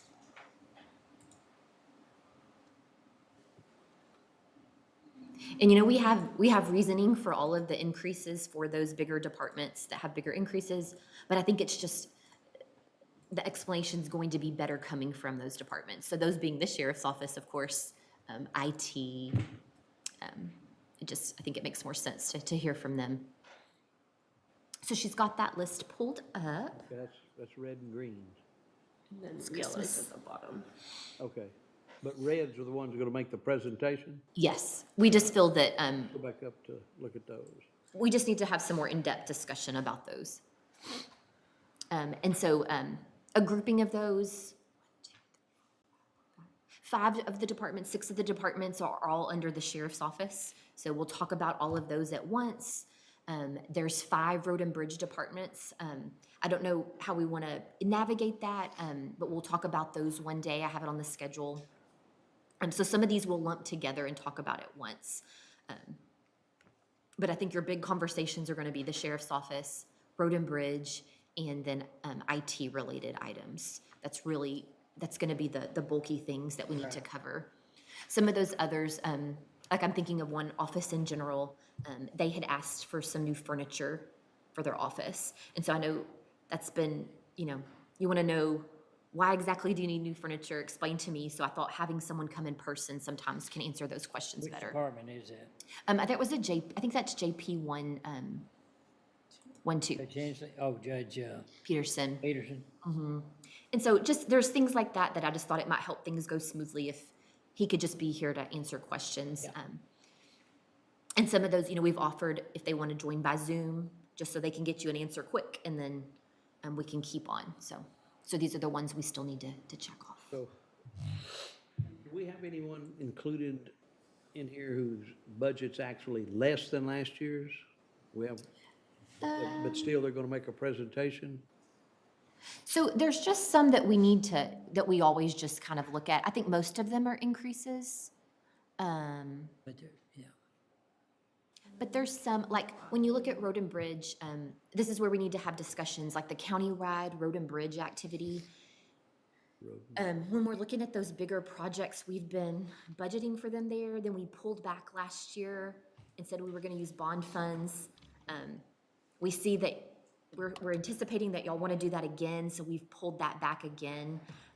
And so just things we really need to talk about. I know Zane's gonna be available when we talk about Road and Bridge.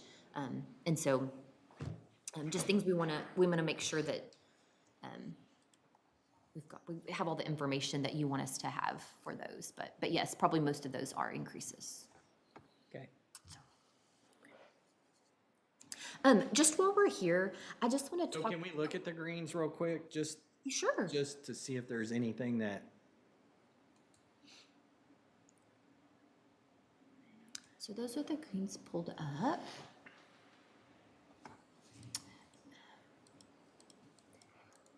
Do you mind highlighting, is it column E? Is that the increase from the budget? I'm sorry, column. Increase in the budget. Okay, yeah, sorry. Okay, so we highlighted the column there that it's the increase from the adopted budget to requested budget. And so you'll see there where there's decreases or no change. That's adopted and not revised. That Correct. K is the Correct. adopted versus requested. Yes, yes. We always look at adopted because revised, someone could have an extraordinary need during the year. They ask for something from contingencies, and then after that event's over, we want to bring that budget back down to what it was before. So that's why we look at adopted, not revised. And anybody requesting less than what was adopted is in the parentheses.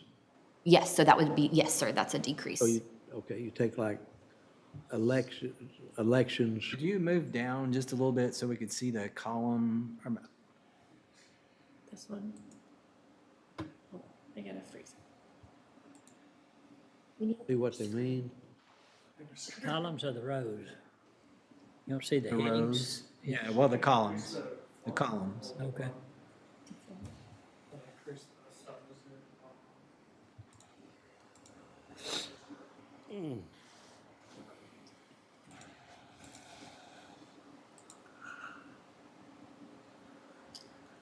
Sorry, this is just. I know it's hard on the It's hard. 365. You can also freeze your top rows. Yeah. Yeah, we're trying. The Excel functions are different in 365. They work differently. But that one's still there, at far bottom right is the. Zoom in and out.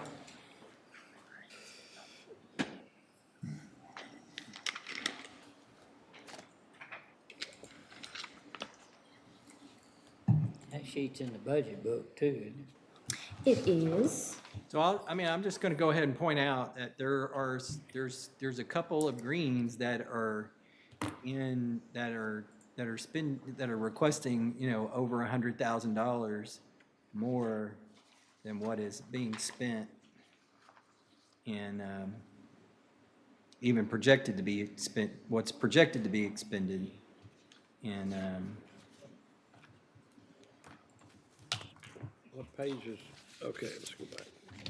We're having some issues with the spreadsheet, so Okay. we might not be able to pull it up on the screen. Can't get today, we'll get it tomorrow. Not a big Oh, deal. there it goes. Okay. Yes. Oh, there, okay, you pulled it up, okay. All right, now say it again, Will. well, so there's a couple, there's two There's a 70. that are spending, and it may be personnel more than anything.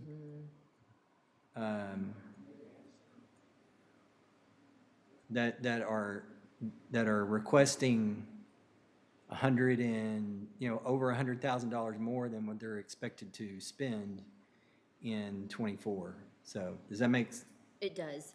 We'll go back through these and we'll make sure that there's not anything. just odd see in here, what, but- it'd be nice to know which ones are, Projected expenditure. I mean, I would imagine most all of it is personnel. So. Yes, and, like I said, Haley had already gone through and any that we see that historically are under budget, and we address that with the office. Sometimes they just have an explanation, hey, here's why I haven't spent it, but I'm gonna need it this, and so, each is a little different, but we'll go back through and make sure that there's not anything, that we wanna point out to y'all, on those. Projected expenditure.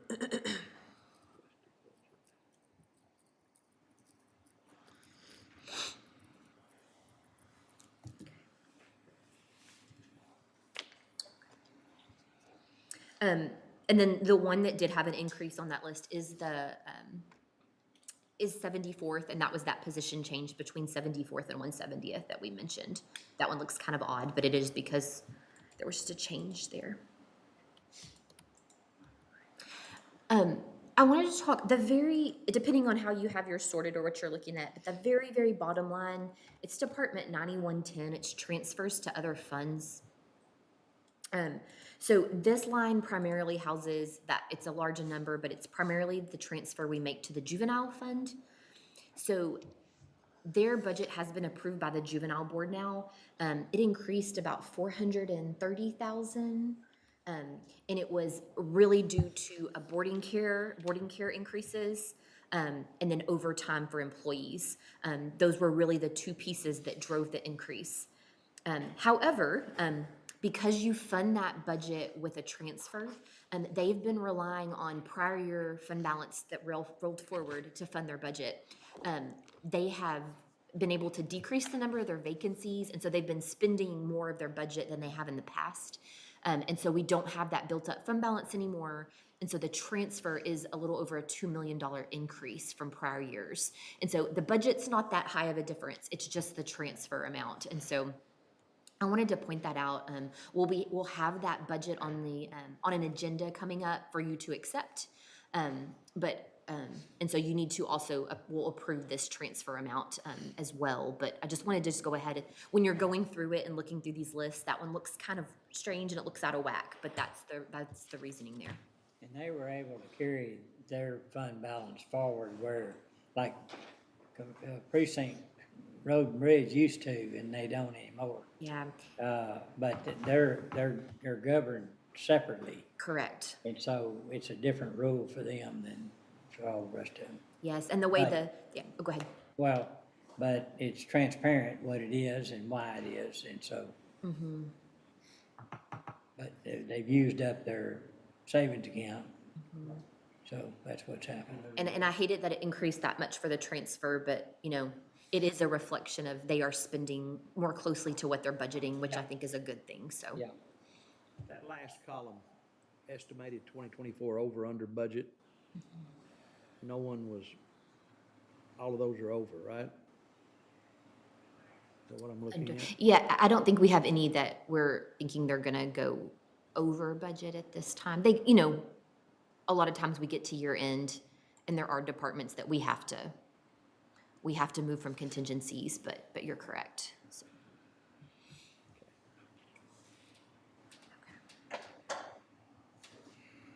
So I hope today just helped us kind of get a glimpse of what we're up against here. So we have this section, and we've gone through those yellow and green briefly. The red will get way more detail and have a presentation. And so then the other layers are personnel, capital outlay, and outside entities. And so those are the three things that we'll have people here to explain those needs because they are large needs. And so, outside entities is the last thing of that group that we'll discuss. In the order we have it, we can always do others, but reason why is because we kind of look at it as discretionary spending, and we'll know what kind of shape we're in going into that, and that's the way the city approaches it as well. And the way our schedule fell this year, it was just, we're really kind of, we're squeezing a lot into the end, which is, and I know Commissioner Perry's out next week on the 9th, but he was okay with us going ahead and having, because it'll take a whole day to get all those entities in here. Y'all can keep the information in your head, and then, like you said, we'll come back to that at the very end, and y'all can determine. But at least you'll already have the information. That's on the 9th, right? And then, Yes, sir. and then, it doesn't necessarily need to be in the budget, side of it, I don't, but at some point, when we get the numbers in and kind of later, maybe next month, that we go to the venue and we look at that, you know, with the balance sheet, because we have liabilities as well, Yes, besides the bond. yes. And, and that, we need to look at it too and discuss it in court, just to, so we all familiar with what's going on. And then, try to at least be thoughtful about in the future, what's the next project, and, you know, when can you even consider doing, you know, additional spending out there and those kind of things, so. Well, I'll get with your office and we can get that on one of the regular agendas Yeah. maybe coming up and, Yeah, We'll know what money's built up in that fund, in that Yeah. venue fund. so and we our know debt what- payment is, to the school and the city is in August, or when is it? February. It's based We've on, already made it, so, We already made it this year. yes, so it's based on the calendar year.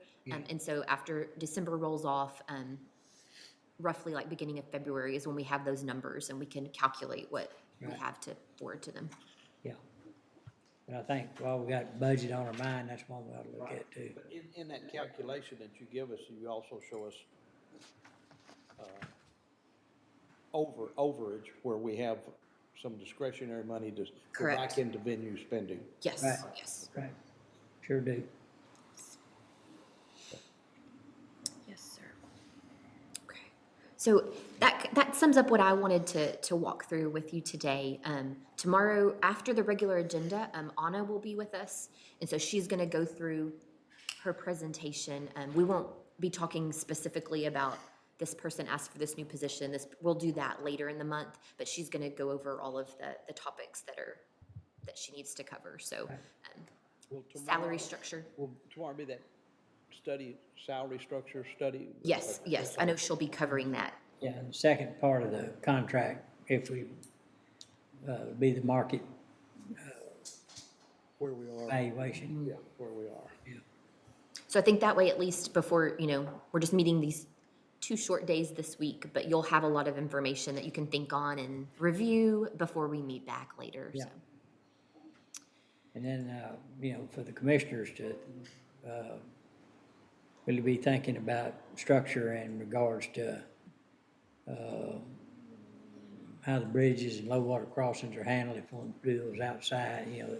Been a lot of discussion, but we're gonna have to firm that up between now and the budget adoption. That's true.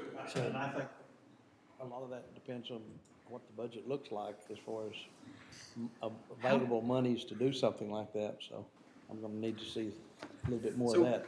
We're not planning on bonding this year? No, no, because, you know, we still have bonds, for everything we sold bonds for, we're still in the process. We haven't spent any of Yeah, that. we're in the interim, we of spent last some, year's- but she's right. gonna give you a report on that, but especially with interest rates high, we don't need it right now. Then let's wait till next year, Yeah. which next budget year can be anytime after October 1 of this fall, all the way through Right. the year. Well, I think we really need to, really, if we are looking to, if we need to move funds, then, these bigger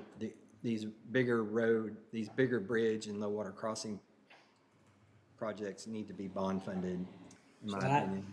And I agree 100%, but there's money available, on, that was put in the description of the bonds. Mm-hmm. Bridges, Right. no water Yep. crossing, so excess bond money, can be utilized as we start. The other factor is, kind of talking to Zane, is it's gonna take time, especially those projects that need engineering and, done, that even if we wanted to, we couldn't do them overnight. And Yep. so Yeah, it takes so scheduling long, out right, yeah. the capacity of the road and bridge, what they can do, with y'all's personnel, and then what we have to go outside for. At the best, on a normal year, we could only do a few of those projects this coming budget year. And so on top of the storms and all that hit and what it's costing y'all now, I don't see us getting much done in that regard, but y'all tell the court about that. And we've pretty well identified everything that we think we could do with ARPA as far as, So that'll be in one of the reports, because We got some. now we've some got it, variables. we've got it footnoted, but we're dependent on others to meet those timelines. Otherwise, they come back, that those funds they get reallocated, and we have a list of what they would be reallocated to, that the court would make the final decision on. So it's like outside funding or anything else. We prioritize it and we use what money's available, and when we run out of money, we run out of projects, So I think we have our arms around it, but, it was just a month ago that we brought it up to date. We found out that in regards to the rural water systems, that they're on schedule. they seem to be. Yeah, they are on top of those engineers are. Because we made them, you I know? think there was some thumbs put down that said, get after it. Yeah, I think so, and, I think we got a pretty good handle on it. Good. The other thing is, one of the problems we're worried about is being able to get the equipment, but that's getting better. Like the generators you talk about? Well, generators, yeah, Pumps or anything? yeah, those kind of things, yeah, those systems, and then, the thing that's still out there is, being able to, let Mart, City of Mart, who owns a very good water system that has more capacity than they use, to be able to be a part of the arsenic mitigation program, the dilution program. And so, Brazos River Authority is helping us with that. We've got several groups of engineers working with, including March. And so, but, all that, it takes time, and these things don't happen overnight, so. Where in that budget is the old Springfield? So right now, I think I remember seeing in the it. plan, to fund that Through ARPA? through ARPA, yeah. And I noticed in that, And Dustin, you correct me if I'm wrong on that. yeah, and Dustin, you can tell me where I'm wrong. I noticed in that agreement that once we complete it, it's all turned over for the maintenance and care and moving forward to the city of Waco. Is that correct? Say that, I'm sorry, I missed the first part. Say it again. That once that project is completed, that water line is turned over to the city of Waco for maintenance purposes. Old Springfield Road. Yeah, that should be correct, and then it'll be up to the church to actually get it, to hire a plumber to get it from the city's line to the church. Well, that line is gonna run a good distance. I know I've seen it done in the past where when connections are made, that connection fee comes back to the person who put the line in to start with. Was that ever a consideration when we dealt with Waco, that when future connections are made, that we would get some revenue back on that initial connection fee? I'm not sure, but we can visit with Waco and then with Walker Partners as And I well. don't know how many people or businesses we're talking about out that direction, but I know I've seen that done before. None. Yeah, it's not a great number, No, it but it will be probably- some, and then it can foster future development. So, Yeah, okay. All righty, thank you. yes, sir. Any other questions or thoughts? We had a good first day on the budget. Thank you all, thank you, thank you, all. thank you. Lots of good And, things, lots of so- good ideas.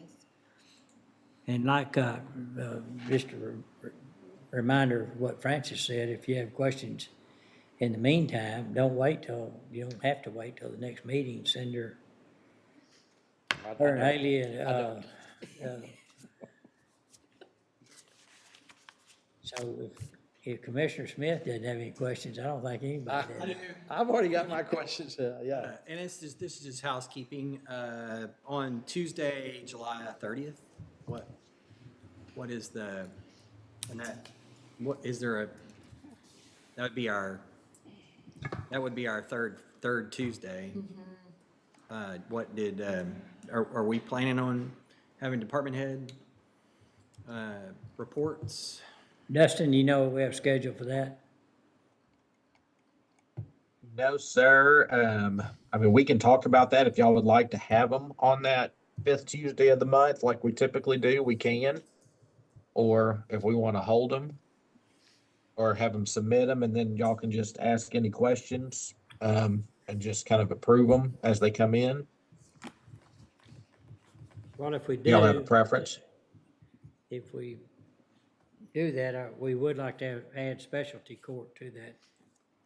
Yeah, the whole court specialty court and The difference between Just, civil and the criminal district judge, and how yeah. that works. That's How good. that's working, how Judge that's Cole. working out. yeah. Yeah. And so, Probably be a good Judge, on that earlier discussion, thought about Judge Coley for the district courts, and since Judge Vick serves as the administrative judge on county court at law, we just want to have each of them come to court and present. Yeah, Yeah, just, Yeah. some, and do that on that Tuesday, the 30th. That'll give them time Okay. to get stuff And then, together. and then the department reports, if they just want to submit them by, and let us just look over them, then if we've got questions, and Yep. if they're available by Zoom, we can ask questions, I guess.